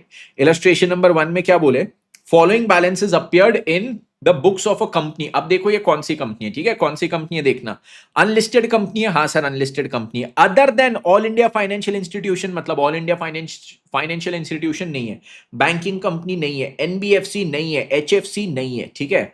और यहां पे आप बोल रहे दिमाग बहुत ज्यादा लगता है, अरे अब इसमें क्या दिमाग लग रहा है बेटा, तुमको पूरी स्टोरी समझा दी, क्या स्टोरी, तुम्हारे कॉलेज के रजिस्ट्रेशन की, उसके अनुसार तुमको एंट्रिया करनी है, काय का दिमाग लग रहा है उसमें। सेविंग करो, सेविंग को इन्वेस्ट करो, ट्यूशन की फीस भरने की बारी आई, कॉलेज की इन्वेस्टमेंट बेचो, ट्यूशन फीस पे करो, और जो छुपा हुआ रिजर्व है उसको खत्म हो गया। 5 पॉइंट है, 5 पॉइंट करना है, और वो 5 पॉइंट में जो पहले 2 पॉइंट है सेविंग करना और इन्वेस्टमेंट करना, उसके लिए देखने का क्या आप एलिजिबल हो कि नहीं, हो गया बात करना क्या है इसमें, सबसे कम दिमाग है इसमें, करना क्या है, फॉर्मेट है, फॉर्मेट ये ऐसी करना वो वैसी करना, हो गया खत्म, दिमाग कहां लगाना है भाई इसमें। Following balances appeared in the books of a company, सबसे पहले आप अनलिस्टेड कंपनी हो तो यहां पे आप अनलिस्टेड अदर्स की कैटेगरी में आ रहे हो, यहां पे भी आप कौन सी कैटेगरी में आ रहे हैं, अनलिस्टेड अदर्स। तो अनलिस्टेड अदर्स अगर आप हो तो देखो मैंने देख लिया मैं अनलिस्टेड अदर्स की कैटेगरी में हूं, तो मेरे को सेविंग्स करना है क्या, हाँ सर आपको डीआरआर बनाने की जरूरत है, तुमको क्या करना है, तुमको यहाँ पे डीआरआरआई इन्वेस्टमेंट भी करना है, डीआरआर कितना 10% अहे, डीआरआरआई कितना 15% अहे अहे अहे अहे अहे, यस सर। तो ये अनलिस्टेड अदर्स की कैटेगरी में तुम हो तो ये करना है। अब इसमें क्या है, अब यहां पे बैलेंसेस दिए आपको ये कंपनी के, कब के, 31 दिसंबर 21। क्या क्या बैलेंस दिए, तुम्हारे डिबेंचर अकाउंट का बैलेंस 10,000 डिबेंचर थे 100 रुपए के, मतलब 10 लाख रुपए के डिबेंचर्स थे, हाँ। तुमने रिजर्व्स भी बना के रखे थे, 50,000 रुपए की रिजर्व्स बना के रखे थे, ठीक है। अभी तक तुमने सेविंग करके रखी थी, कितनी सेविंग, 50,000 की, वेरी गुड।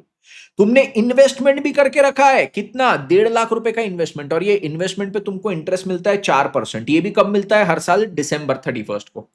तुम्हारे बैंक में बैलेंस इतना रुपया है, और बोले डिबेंचर्स, ये जो तुम्हारे यहाँ पे 10,000 डिबेंचर्स है ना 6% वाले, उस पे जो तुम इंटरेस्ट देते हो वो 31 दिसंबर को देते हो, 31 दिसंबर 2021 तक का पे हो चुका है, पे हो चुका है, ठीक है।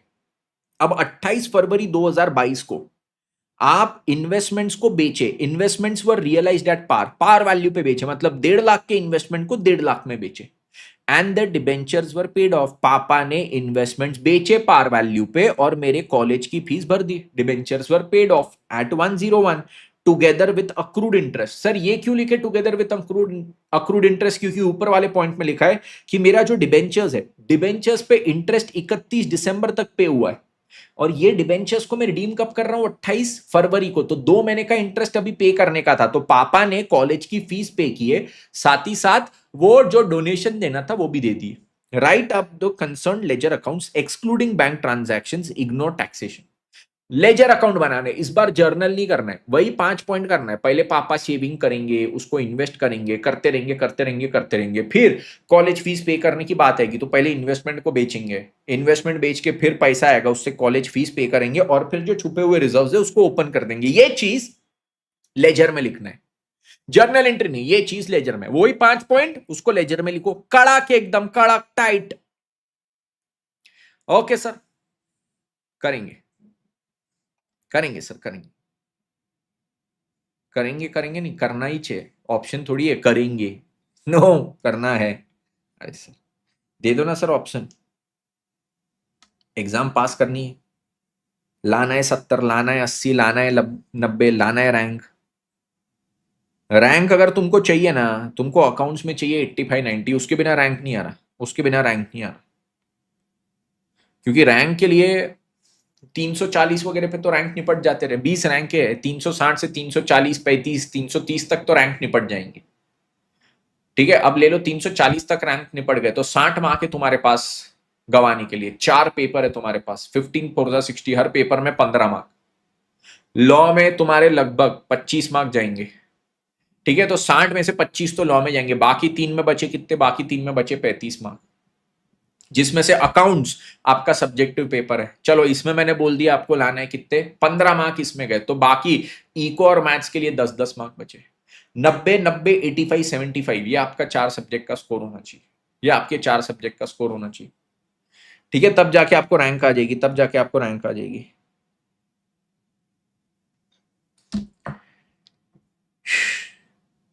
ये मेरा पहला अकाउंट हुआ डिबेंचर्स अकाउंट। डिबेंचर्स के बाद मैं यहाँ पे डिबेंचर रिडेम्पशन रिजर्व अकाउंट बनाऊंगा।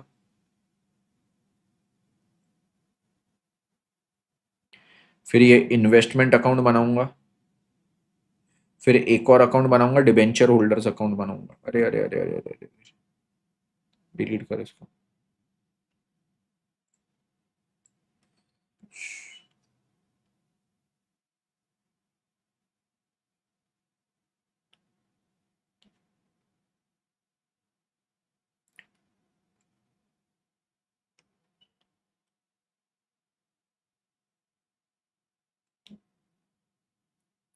अब यहाँ पे लिखो एक एक करके। सबसे पहला अकाउंट मेरा 6% डिबेंचर्स अकाउंट, फिर आएगा मेरा डिबेंचर रिडेम्पशन रिजर्व अकाउंट,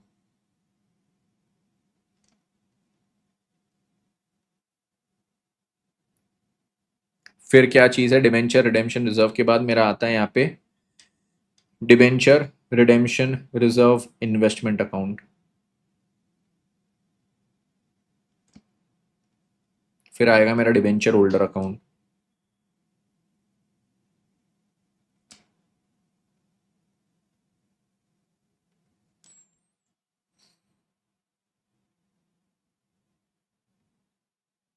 हो गया, करूँ स्टार्ट?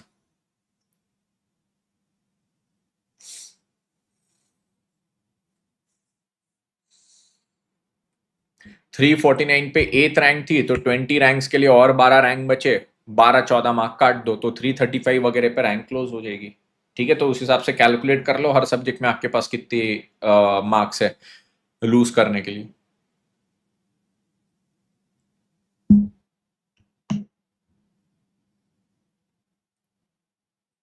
अब देखो यहाँ पे सबसे पहली चीज क्या है, सबसे पहली चीज यहाँ पे इन्होंने ना मेरे को बैलेंसेस दिए, तो मैं एक एक करके बैलेंसेस लिखूंगा। डिबेंचर में कितना है? 10,000 इंटू 100, 10 लाख का बैलेंस हो गया। ये 31 दिसंबर 21, तो इसको 1 जनवरी 22 को लिखता हूं, 1 जनवरी 22। ठीक है, तो यहाँ पे 1 जनवरी 22 को मेरे डिबेंचर्स अकाउंट में जो बैलेंस था, बाय बैलेंस कैरीड डाउन या फिर ब्रॉट डाउन, यहाँ पे ये 10 लाख था। अगली चीज सर क्या दिया था, और बैलेंसेस इन्होंने दिया था, डीआरआर का दिया था। डीआरआर में कितना है, 50,000। तो डीआरआर में यहाँ पे देखो 1122 बाय बैलेंस, इनका कितना है बैलेंस, 50,000 रुपए। पहले बैलेंस लिख दो, फिर सारी चीजें स्टार्ट करेंगे, ठीक है। फिर उसके बाद इन्वेस्टमेंट्स में मेरा बैलेंस कितना है, 1,50,000। इन्वेस्टमेंट में बैलेंस सर डेबिट बैलेंस रहेगा 1122, टू बैलेंस यहाँ पे लिख दिया 1,50,000। एंड डिबेंचर होल्डर अकाउंट में कोई बैलेंस होता नहीं है, ठीक है। अब यहाँ पे देखो क्या है, यहाँ पे देखो क्या है, अद्वैत छिकड़ी, नहीं सॉरी खिचड़ी, अद्वैत खिचड़ी। आपको क्या मतलब किसी का सरनेम कुछ भी हो, है ना बेटा, पढ़ना है और पढ़ लो ना, खिचड़ी मत करो यहाँ पे। चलो अब यहाँ पे देखो क्या चीज है, यहाँ पे देखो क्या चीज है। सबसे पहली चीज अगर यहाँ पे मैं बात करूं, ये सर सारे बैलेंसेस हमने यहाँ पे लिख दिए, सारे बैलेंसेस यहाँ पे लिख दिए, ठीक है। सारे बैलेंसेस लिखने के बाद अब क्या चीज है, सबसे पहली चीज हमको क्या करना है, डिबेंचर्स रिडीम, मतलब कॉलेज में एडमिशन लेना है। कॉलेज में एडमिशन लेने के लिए मेरे को 5 चीज करना है। सबसे पहले मेरे पापा को सेविंग करनी है, मेरे पापा को क्या करनी है, सेविंग। सेविंग करनी है कितनी सर, डीआरआर मतलब सेविंग थी, सेविंग कितना था, बोले 10%, 10% of the debentures outstanding, debentures outstanding उसका 10%। तो ये कितना हो गया, ये मेरे को बताओ, 1 लाख रुपया हो गया। ये कितना हो गया मेरा, 1 लाख। क्या मेरे पास 1 लाख की सेविंग है क्या, नहीं सर, आपके पास 1 लाख की नहीं, 50,000 की है। तो हमको और 50,000 की सेविंग करना पड़ेगा। और 50,000 की सेविंग करेंगे कौन सी तारीख को, 28/2/2022, मतलब हमारे जिस दिन डिबेंचर्स को रिडीम करना है ना, उसके पहले ही सब कर लेते हैं। तो हमारा क्या होगा, जनरल रिजर्व में डेबिट करेंगे और सर यहाँ पे डीआरआर में क्रेडिट करेंगे। तो यहाँ पे लिखता हूं bye general reserve, bye general reserve. तो जनरल रिजर्व में से 50,000 निकाले, यहाँ पे 50,000 डाले, सर 1 लाख की सेविंग हो गई। 10% चाहिए था, 1 लाख। फिर अगली चीज क्या बोले, पापा ने जो सेविंग की है, इन्वेस्ट करना है कितना, 15%। 15% इन्वेस्ट करना है काय का, जो इस साल डिबेंचर्स मैच्योर हो रहे हैं। तो पूरे 10 लाख मैच्योर हो रहे हैं, उसका 15%। तो क्या पापा ने बराबर इन्वेस्टमेंट करके रखा है, हाँ। अब ये पापा ने अभी तक सब करके रखा है। इसके बाद क्या है, अब कॉलेज फीस पे करने की बात है। तो सबसे पहले सर इन्वेस्टमेंट बेचेंगे। इन्वेस्टमेंट बेचेंगे तो 1,50,000 के जो इन्वेस्टमेंट बेचा मैंने, वो कितने में बिका, यहां पे इन्होंने लिखा है इस क्वेश्चन में कि 1,50,000 के इन्वेस्टमेंट इन्होंने पार वैल्यू पे बेचा। पार वैल्यू पे बेचा, तो अब यहां पे क्या चीज हो गई, इसको पार वैल्यू पे बेच दो। तो यहां पे bank account debit to investment होगा, यस। तो यहां पे अब 28 फरवरी 2022 को मैं इन्वेस्टमेंट में क्रेडिट करूंगा और ये लिखूंगा बाय बैंक, ठीक है। ये कितना हो जाएगा सर, 1,50,000। साथ ही साथ मैं यहाँ पे क्या करता हूं, हमारी नॉलेज के लिए मैं यहाँ पे बैंक अकाउंट भी बना लेता हूं, तो आपको क्या समझने में आसानी हो जाएगी, समझने में आसानी हो जाएगी, ठीक है। तो मैं एक और अकाउंट बनाता हूं बैंक अकाउंट, उसका भी बैलेंस लिख दो। इन्होंने यहाँ पे बैंकिंग ट्रांजेक्शन, कैश ट्रांजेक्शन को इग्नोर करने बोला, हम लिख लेते हैं, ठीक है। यहाँ पे लिख लो बैंक अकाउंट।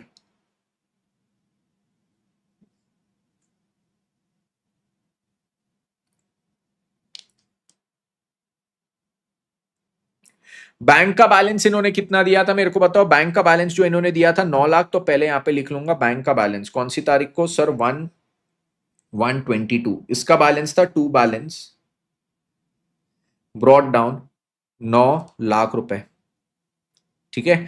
फिर सर यहाँ पे क्या है, पापा ने अभी क्या किया, पापा ने इन्वेस्टमेंट बेचे, इन्वेस्टमेंट बेचा तो पैसा आया, तो बैंक में डेबिट 1,50,000। 28 फरवरी 2022 ये आ गया bank account debit to DRR investment, ठीक है, डन। इसके बाद क्या चीज है, इसके बाद सर अब पापा ने जब ये इन्वेस्टमेंट बेचा होगा, तो इन्वेस्टमेंट पे कुछ इंटरेस्ट वगैरह भी तो उनको मिला होगा। तो बोले यहाँ पे देखो क्या चीज है, ये जो इन्वेस्टमेंट किया था, इन्वेस्टमेंट पे हमको इंटरेस्ट कब मिलता था, 4% से मिलता था हर 31 दिसंबर को। अभी इन्वेस्टमेंट बेचा कब है, 28 फरवरी को इन्वेस्टमेंट बेचा है, तो 31 दिसंबर को इंटरेस्ट मिला था। तो अब 2 महीने का और इंटरेस्ट बचा था, वो भी तो लेंगे। 2 महीने का इंटरेस्ट मतलब कितना हो जाएगा, यहाँ पे अगर देखिए 1,50,000 का मेरा इन्वेस्टमेंट है, उस पे 4% के अनुसार 2 महीने के लिए, तो ये क्या हो जाएगा, 1,50,000 इंटू 4% डिवाइडेड बाय 6। तो ये हो गया सर यहाँ पे 1,000 रुपए का इंटरेस्ट। ये इंटरेस्ट भी रिसीव करेंगे, तो बैंक अकाउंट में डेबिट करेंगे, यहाँ पे bank account debit to interest on investment. कितना हो गया, 1,000 रुपए, ठीक है। कौन सी तारीख को इंटरेस्ट लेंगे, 28 फरवरी 2022। ये भी चीज मेरी हो गई। ये भी चीज मेरी हो गई। अब इसके बाद देखो क्या है, इसके बाद सर अब पापा ने इन्वेस्टमेंट बेच दी है, उस पर इंटरेस्ट ले लिया, पैसा आ गया, पैसे आ गया तो कॉलेज फी पे करेंगे, मतलब यहां पे डिबेंचर्स को रिडीम करेंगे। डिबेंचर्स को रिडीम करने की क्या एंट्री, डिबेंचर्स को डेबिट। सर साथ ही साथ क्या प्रीमियम पे कर रहे हैं, इन्होंने बोला हर एक डिबेंचर को आप 101 पे रिडीम कर रहे हो, 1 रुपए का प्रीमियम, तो प्रीमियम मेरा नुकसान हो गया, नुकसान को debit, premium on redemption debit to debenture holders. तो सर इसकी एंट्री देखो क्या होगा, डिबेंचर्स को मैं करूंगा डेबिट कितने से, 10 लाख रुपए से। इस पे मैं प्रीमियम दे रहा हूं, तो प्रीमियम ऑन रिडेम्पशन डेबिट ये कितना हो जाएगा, 10,000 इंटू 1, तो 10,000 का ये प्रीमियम मेरा नुकसान। और सर इतना पैसा किसको देना है, डिबेंचर होल्डर्स को देना है, 10,10,000 रुपए। और सर नेक्स्ट एंट्री क्या आएगी, डिबेंचर होल्डर्स को पे करके खत्म करूंगा, डिबेंचर होल्डर्स डेबिट 10,10,000 रुपए, और इनको पे करके खत्म करूंगा टू बैंक अकाउंट, यहां पे आ जाएगा 10,10,000 रुपए। Everybody clear with this, everybody clear with this, 100% clear. तो यहां पे क्या है, debentures debit, premium on redemption debit, तो पहले डिबेंचर अकाउंट मैंने बनाया है उसमें डेबिट कर दो, कितना डेबिट करेंगे, 10 लाख रुपए यहां पे डेबिट होगा, तो यहां पे मैंने किया 10 लाख रुपए डेबिट। कौन सी तारीख को, 28 फरवरी 2022, तो 6% debentures debit to debenture holder, yes. और डिबेंचर होल्डर में क्रेडिट करूंगा 28 फरवरी 2022 को, यहां पे लिखूंगा बाय 6% डिबेंचर्स डेबिट, यस, ये कितना हो जाएगा, 10 लाख रुपए हो जाएगा। और सर क्या चीज हो जाएगा, by premium on redemption, by premium on redemption, इसको हमने 10,10,000 से पूरा क्रेडिट करना था, ठीक है। ये वाला अकाउंट 10,10,000 से क्रेडिट हो रहा था, जर्नल एंट्री में आप देख सकते हो, ठीक है, यस। तो ये 10,10,000 से मैंने यहाँ पे डिबेंचर होल्डर्स को क्रेडिट कर दिया। अब सर डिबेंचर होल्डर्स को पे करना है, तो पे करके इनको खत्म करूंगा, तो डिबेंचर होल्डर्स को 28 फरवरी को यहाँ पे डेबिट करूंगा, 28 फरवरी 2022 debenture holders account debit to bank, कितना हो जाएगा, 10,10,000, ठीक है। और फिर यहां पे क्या है, बैंक में क्रेडिट कर देंगे 28 फरवरी 2022 बाय डिबेंचर होल्डर्स 10,10,000 रुपए। Everybody absolutely clear with this. Debenture holders को पे किया, पर साथ ही साथ सर हो सकता है ये डिबेंचर होल्डर्स को पे कर रहे तो इनको इंटरेस्ट भी तो साथ में देना पड़ेगा, क्योंकि इसकी भी तो बात बोली थी कि इनको भी इंटरेस्ट, ये वाला पॉइंट पढ़ो, interest on debentures has been paid up to 31 December. हम इनको कब रिडीम कर रहे हैं, 28 फरवरी को, तो 2 महीने का इंटरेस्ट तो इनका भी बनता है ना, तो 10 लाख पे 2 महीने का इंटरेस्ट कितना होता है, 6% से, 6% से 2 महीने का इंटरेस्ट ये हो जाएगा sir 10,000, 10 lakh into 6% divided by 6, ये हो गया मेरा 10,000। तो इनको भी तो 10,000 का इंटरेस्ट यहां पे देना पड़ेगा, हाँ सर इनको 10,000 का इंटरेस्ट देंगे। एंट्री क्या होगी, इंटरेस्ट मेरा खर्चा है, interest account debit to bank, तो 28 फरवरी 2022 यहां पे आएगा by interest on debentures, bank में क्रेडिट कर दिए कितना, 10,000। डन सर, ये भी चीज मेरी हो गई। अब डिबेंचर्स सर रिडीम हो गए, tata see you bye bye good night. अब पापा क्या बोलेंगे, बेटा तेरी कॉलेज फीस पे कर दी, हो गया हमारा काम। अब जो भी छुपे हुए रिजर्व्स थे, सेविंग्स थी, उसको पापा बाहर निकाल लेंगे, बाहर निकाल लेंगे तो छुपी हुई सेविंग्स कौन सी थी, ये डिबेंचर रिडेम्पशन रिजर्व, 1 लाख रुपया है, इसको पापा अब यहां से बाहर निकाल लेंगे और कहां पे डालेंगे, जनरल रिजर्व। तो डिबेंचर रिडेम्पशन रिजर्व को अब डेबिट करेंगे, जनरल रिजर्व को क्रेडिट, तो यहां पे डेबिट में लिखेंगे to general reserve, to general reserve, ठीक है, यस। तो ये मेरा यहां पे हो जाएगा 1 लाख, ये मेरा यहां पे हो जाएगा 1 लाख, हो गया, क्वेश्चन खत्म। वही 5 पॉइंट थे, वही 5 पॉइंट थे, देखो सारे अकाउंट मेरे टैली हो गए सर, ये पहला अकाउंट टैली हो गया, ये दूसरा अकाउंट टैली हो गया, ये तीसरा अकाउंट टैली हो गया, या ऐसे चौथा अकाउंट टैली हो गया। ऑब्वियसली बैंक अकाउंट टैली नहीं होगा, क्योंकि आपका डिबेंचर्स रिडीम होने से बैंक का बैलेंस जीरो नहीं हो जाता, इसमें जो भी बैलेंस है निकाल लेना। हो गया, गया सबके दिमाग में ये चीज, गया सबके दिमाग में। Everybody clear with this, everybody clear with this, 100% clear with this.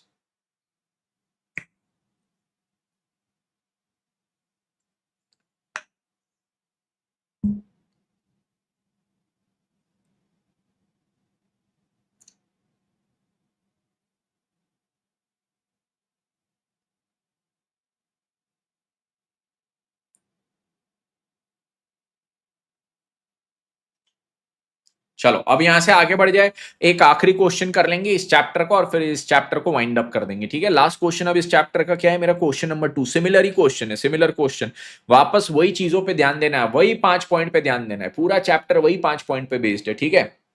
अब यहां पे क्या है, ये इलस्ट्रेशन नंबर 2 पे आता हूं। Following balances appeared in the books of paradise limited, कौन सी कंपनी है, unlisted company, other than other than AIFI, AIFI नहीं है, बैंकिंग कंपनी नहीं है, NBFC नहीं है, HFC नहीं है, तो ये कौन सी हो गई सर? ये वापस मेरी हो गई अनलिस्टेड अदर्स वाली कंपनी, वापस हो गई मेरी अनलिस्टेड अदर्स वाली कंपनी। अब सर ये जो मेरी अनलिस्टेड अदर्स वाली कंपनी है, इसमें देखो क्या चीज है, इसमें सर मेरे को सबसे पहले क्या करना पड़ेगा, DRR क्रिएट करना पड़ेगा, 10% सेविंग्स करनी पड़ेगी, और सर सेविंग्स के बाद मेरे को इन्वेस्टमेंट भी करना पड़ेगा 15%, दोनों चीजों के लिए एलिजिबल है ये कंपनी। अब इनके बैलेंसेस दिए, बैलेंसेस क्या क्या दिए सर इन्होंने, बैलेंसेस में 12% डिबेंचर्स देते, ये डीआरआर का बैलेंस दिया, यस, तो एक 12% हो गया, एक डीआरआर हो गया। फिर ये इन्वेस्टमेंट है, इन्वेस्टमेंट भी किया है 1,12,500, represented by 10%, 1125 secured bonds of government of India. ये कहां पे इन्वेस्ट किया वो भी बता दिया, उस पर इंटरेस्ट रेट कितना है, 10% है, वो भी बता दिया, और ये टोटल अमाउंट हो गया 1,12,500। मेरे पास सेविंग्स कितनी करके रखी है, 25,000 की सेविंग्स अभी करके रखी है। बोले annual contribution to DRR was made on 31 March, मतलब पापा जो सेविंग से छुपी हुई सेविंग्स में पैसा डालते थे हर साल 31 मार्च को डालते थे, on 31/3/22 balance at bank was 7,50,000, तो बैंक का बैलेंस दिया है 31/3/22 before receipt of interest. Receipt of interest मतलब क्या, इंटरेस्ट रिसीव करना है, रिसीट ऑफ इंटरेस्ट उसके पहले। सर इंटरेस्ट रिसीव काय पे होगा, ये जो इन्वेस्टमेंट किए उस पे, ये यहां पे जो इन्वेस्टमेंट किए हो इस पे आपको इंटरेस्ट मिलेगा ना, हाँ, ये इंटरेस्ट रिसीव करने के पहले ये बैलेंस है। तो ये जो 7,50,000 का बैलेंस है, तारीख कौन सी दी है, 31/3/22, मतलब साल के अंत का बैलेंस। तो साल के अंत में बैलेंस, साल के अंत के बैलेंस में तो सारी चीजों का एडजस्टमेंट हो जाता है, तो इस 750 में वैसे सारी चीजों का एडजस्टमेंट हो चुका है, बस एक चीज का एडजस्टमेंट होना बाकी है, वो क्या है, इंटरेस्ट का एडजस्टमेंट होना यहां पे बाकी है। अब यहां पे बोलते हैं the investments were realised at par, हमारे जो इन्वेस्टमेंट्स थे ना इसको मैंने पार पे रियलाइज किए, तो इन्वेस्टमेंट्स को मैंने बेचा होगा क्योंकि डिबेंचर्स को रिडीम करने के हैं। और फिर क्या है यहां पे बोलते हैं the investments were realised at par for redemption of debentures at a premium of 10%, debentures को मैंने रिडीम किया 10% प्रीमियम पे। You are required to prepare the following accounts, अभी लास्ट क्वेश्चन में बनाए थे डिबेंचर अकाउंट, हाँ, डीआरआर बनाए थे, इन्वेस्टमेंट अकाउंट, हमने तो बैंक अकाउंट भी बना लिए थे, लास्ट क्वेश्चन में नहीं पूछा था, यहां पे पूछा है, और डिबेंचर होल्डर्स अकाउंट, जो 5 अकाउंट पिछले क्वेश्चन में बोले ना वो पूरे यहां पे बनाने, वो पूरे यहां पे बनाने। ओके, जो 5 पिछले क्वेश्चन में बोले वही पूरे हमको यहां पे बनाने। ओके सर, चलिए स्टार्ट करते हैं इसके साथ एकदम जोरदार तरीके से, वही 5 अकाउंट जो लास्ट क्वेश्चन में बनाए थे उसको यहां पे भी बनाएंगे, एकदम झकास तरीके से यहां पे पूरा बना के इसको निपटा देते, कंसेप्ट को चीर फाड़ कर देते, कंसेप्ट में पूरा क्या करेंगे सर, कंसेप्ट का चीर फाड़। ये मित्रों क्लैरिटी बढ़ी कि नहीं इसमें, हेलो, मजा आया कि नहीं, hello hello hello hello hello, oh hello, difficulty कम हुई कि नहीं, ऐसा लग रहा क्या कि एग्जाम में आएगा तो कर लेंगे।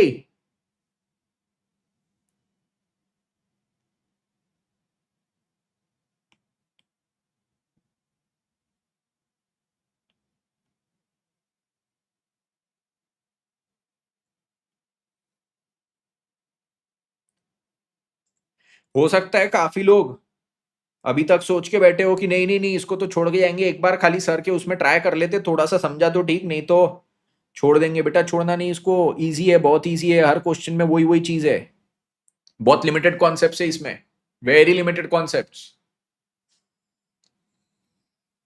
चलो आ जाओ, अब यहाँ पे सबसे पहला अकाउंट क्या है, 12% डिबेंचर्स अकाउंट।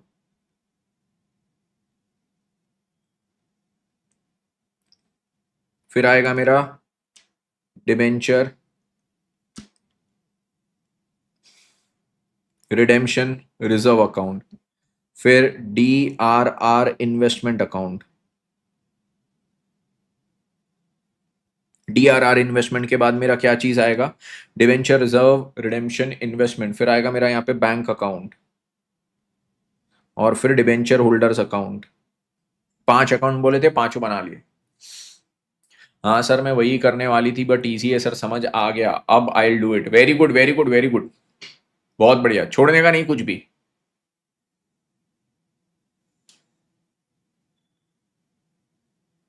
पूरे टेक्स्ट बुक इजी चैप्टर्स, क्या फातिमा सुने ना, क्या बोला आपने, पूरे टेक्स्ट बुक इजी चैप्टर्स, पूरे टेक्स्ट वगैरह इजी चैप्टर्स, पहला तीसरा और चौथा सब शब्द इंग्लिश में था वो समझा, दूसरा वाला नहीं समझा। टेक्स्ट वगैरह कौन सी भाषा है ये,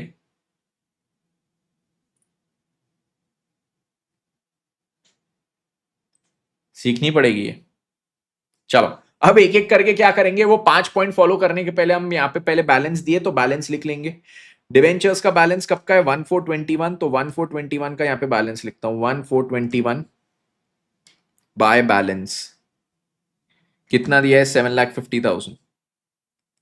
ठीक है 7,50,000 टेक्स्ट बुक, अच्छा टेक्स्ट बुक। फिर उसके बाद बैलेंस ऑफ डीआरआर 25,000, तो डीआरआर में आएगा 1421 बाय बैलेंस 25,000। उसके बाद क्या चीज है, उसके बाद सर यहां से आगे बढ़ेंगे इन्वेस्टमेंट अकाउंट 1,12,500। ठीक है तो इन्वेस्टमेंट में 1,12,500 1421 टू बैलेंस।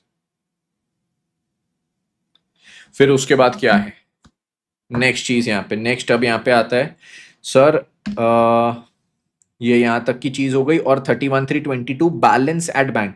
अब बैंक का बैलेंस देखो 1421 नहीं है 31,322, मतलब 31,322 को पहले क्या किया होगा, बैंक अकाउंट का पूरा बैलेंस इन्होंने निकाला होगा, बैंक अकाउंट क्लोज कर दिया तो क्लोजिंग बैलेंस दिया था, बट उसमें अभी इन्होंने बोला एक चीज का इफेक्ट नहीं था, तो इसको वापस रीओपन करूंगा मैं कब 31,322 को वापस रीओपन करूंगा तो डेबिट साइड लिखूंगा टू बैलेंस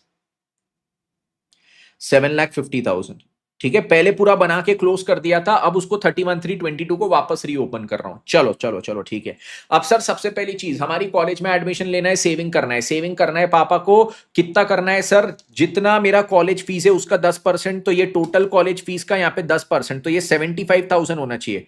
डिवेंचर्स रिडीम जो हो रहे हैं उसका 10%, हमारे पास 25,000 की है तो और 50,000 सेविंग करना पड़ेगा। और सेविंग कौन सी तारीख को करेंगे, तो बोले 31 मार्च एवरी ईयर डीआरआर में पैसे जमा करते हैं। तो डीआरआर में मैं पैसे कब जमा करूंगा 31,322 को, तो यहां पे आ जाएगा क्या चीज, बाय क्या बाय क्या बाय क्या, यह आ जाएगा bye general reserve. General reserve में से पैसे निकालेंगे, यहां पे क्रेडिट करेंगे, कितना हो जाएगा 50,000, ये हो जाएगा मेरा 50,000। ठीक है इसके बाद अब देखो क्या चीज है नेक्स्ट चीज, इसके बाद देखो क्या है, ये 50,000 यहां पे हो गया। अब पापा ने सेविंग्स कर ली, सेविंग्स के बाद बराबर इन्वेस्टमेंट भी करना है। इन्वेस्टमेंट कितना, जितने इस साल डिबेंचर्स मेच्योर हो रहे उसका 15%, तो 15% है क्या 7,50,000 इंटू 15%, तो ये कितना है 1,12,500 हो गया, ये बराबर है। अब पापा इन्वेस्ट वगैरह सब कर दिए, अब सर डिबेंचर्स जब रिडीम करना है उसके पहले क्या करेंगे, पैसा लगेगा, तो हम ये जो इन्वेस्टमेंट है उसको बेच देंगे।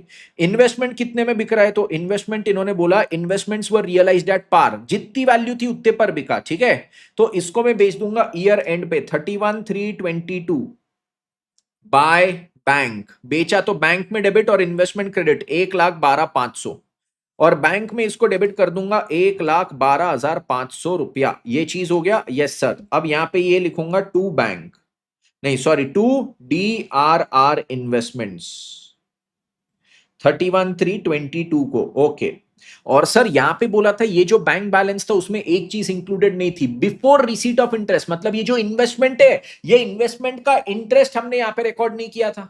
तो ये 1,12,500 पे 10% इंटरेस्ट, मतलब 11,250 का interest, bank account debit to interest. तो यहां पे क्या है, यहां पे 11,250 बैंक में डेबिट करेंगे और लिखेंगे टू इंटरेस्ट, टू इंटरेस्ट। ठीक है 31,322, ये चीज सभी को clear, bank account debit to interest, ये यहां तक गया सबके दिमाग में। ठीक है अब इसके बाद क्या चीज है सर, नेक्स्ट चीज अब देखो, मैंने इन्वेस्टमेंट्स बेचे, इन्वेस्टमेंट्स बेच के पैसा आ गया, ये पैसों से क्या करेंगे, कॉलेज फीस भरेंगे, मतलब डिबेंचर्स को रिडीम करेंगे। डिबेंचर्स को रिडीम करें क्या, एकदम बढ़िया तरीके से सर, चलो डिबेंचर्स को रिडीम करते हैं। हम यहां पे डिबेंचर्स को रिडीम करते हैं तो क्या एंट्री होगी, हमने प्रीमियम पे रिडीम करना है, तो डिबेंचर्स अकाउंट डेबिट कितने के, सर हमारे 7.5 लाख रुपए के डिबेंचर्स है, उसको कितने परसेंट प्रीमियम पे रिडीम कर रहे हैं 10% प्रीमियम, मतलब सर उस पर 75,000 का हमारा प्रीमियम रहेगा, और डिबेंचर होल्डर्स को क्रेडिट करेंगे। तो ये एंट्री कैसे दिखेगी सर, डिबेंचर्स को डेबिट करेंगे कितने से 7.5 लाख रुपए से, इस पे सर प्रीमियम को हम करेंगे डेबिट, प्रीमियम को मैं डेबिट करूंगा कितने से 75,000 रुपए से, और सर किसको क्रेडिट करेंगे, डिबेंचर होल्डर्स को क्रेडिट करेंगे 8,25,000 रुपए से। फिर सर क्या करेंगे, डिबेंचर होल्डर्स को पे करके खत्म करेंगे, तो debenture holders debit 8,25,000 to bank, to bank 8,25,000। ठीक है, तो चलो डिबेंचर्स अकाउंट बनाया, डिबेंचर्स अकाउंट में डेबिट वाला इफेक्ट 7,50,000 दिखना चाहिए यहाँ पे, तो ये 7,50,000 यहाँ पे आ जाएगा डेबिट। कौन सी तारीख को? 31/3/22, 31/3/22, तो ये आ जाएगा यहाँ पे टू डिबेंचर होल्डर्स। और डिबेंचर होल्डर्स में कितना क्रेडिट करना है वो देखो, डिबेंचर होल्डर्स में 31/3/22 को 8,25,000 से होगा, यहाँ पे आएगा पहले बाय कितने परसेंट डिबेंचर्स थे ये मेरे, जितने भी परसेंट थे भूल गया मैं, 12% डिबेंचर्स, तो ये आएगा बाय 12% डिबेंचर्स, कितना? 7.5 लाख रुपए। और sir by premium on redemption, by premium on redemption कितना? 75,000, तो 8,25,000 से इसको क्रेडिट किए।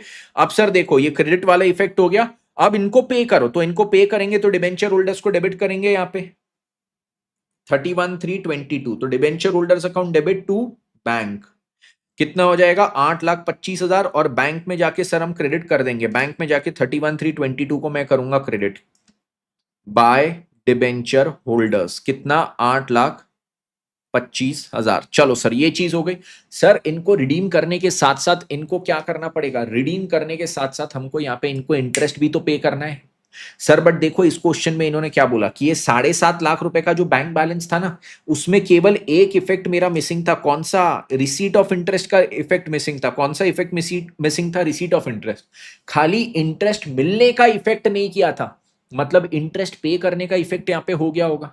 इंटरेस्ट पे करने का इफेक्ट हो गया होगा, मतलब ये जो डिबेंचर्स है ना, ये डिबेंचर्स को हमने इंटरेस्ट दे दिया होगा इस साल का, तो इसको अब वापस इंटरेस्ट का इफेक्ट मत देना, खाली इंटरेस्ट रिसीव करने का इफेक्ट बचा था। Okay sir done. तो डिबेंचर्स रिसीव हो गए, डिबेंचर्स रिडीम हो गए, उनका इंटरेस्ट पे हो गया, सब हो गया। अब हमारे कॉलेज फीस अगर पापा ने पे कर दी तो उसके बाद क्या है? उसके बाद क्या है?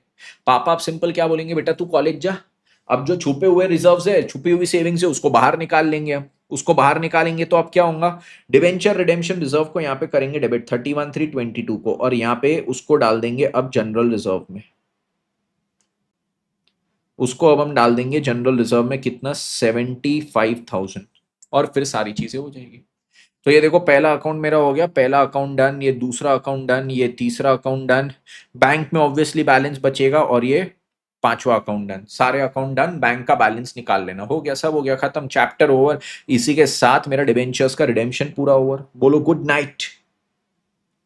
डिबेंचर्स रिडेम्पशन, इसको बोल दो गुड नाइट। बोल देंगे सर इसको गुड नाइट? यस सर, इसको बोल देंगे गुड नाइट। डन।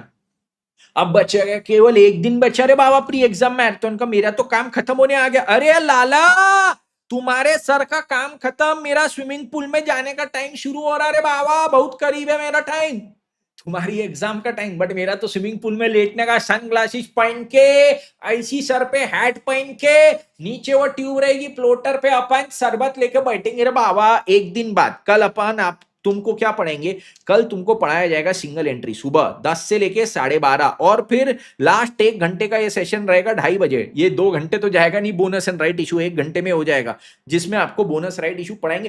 परसों सुबह सबसे इंपॉर्टेंट, सबसे इंपॉर्टेंट क्या है रे बाबा? फाइनल बूस्टर, ये मिस नहीं करने का, ये मिस नहीं करेगा 8:30 बजे। तो मेरे बचे टोटल कितने सेशन? 1 2 3, और तुम्हारे 1 2 3 सेशन, फिर 4 पेपर। ओके बहुत अच्छी बात है। चलो अब क्या करेंगे? अब मिलेंगे सबसे कल की क्लास में। यस आज जितना पढ़ा है पूरा उसको रिवाइज करके खत्म कर दो, कल सबसे मिलते हैं। यस उम्मीद करता हूं ये सबको समझा होगा, समझा होगा। सेशन खत्म होने के बाद कमेंट जरूर करना, सेशन पे लाइक जरूर करना, एंड मिलते हैं सबसे कल की क्लास में। Until tomorrow's class guys, this is CA Tej Suchak signing off. Thank you so much, take care, bye bye. And कल करेंगे अकाउंटिंग फॉर इनकम्प्लीट रिकॉर्ड्स की लॉजिकल पढ़ाई विद तेजा भाई सुबह 10 बजे। Until then this is CA Tej Suchak signing off. Thank you so much, take care, bye bye, see you all tomorrow.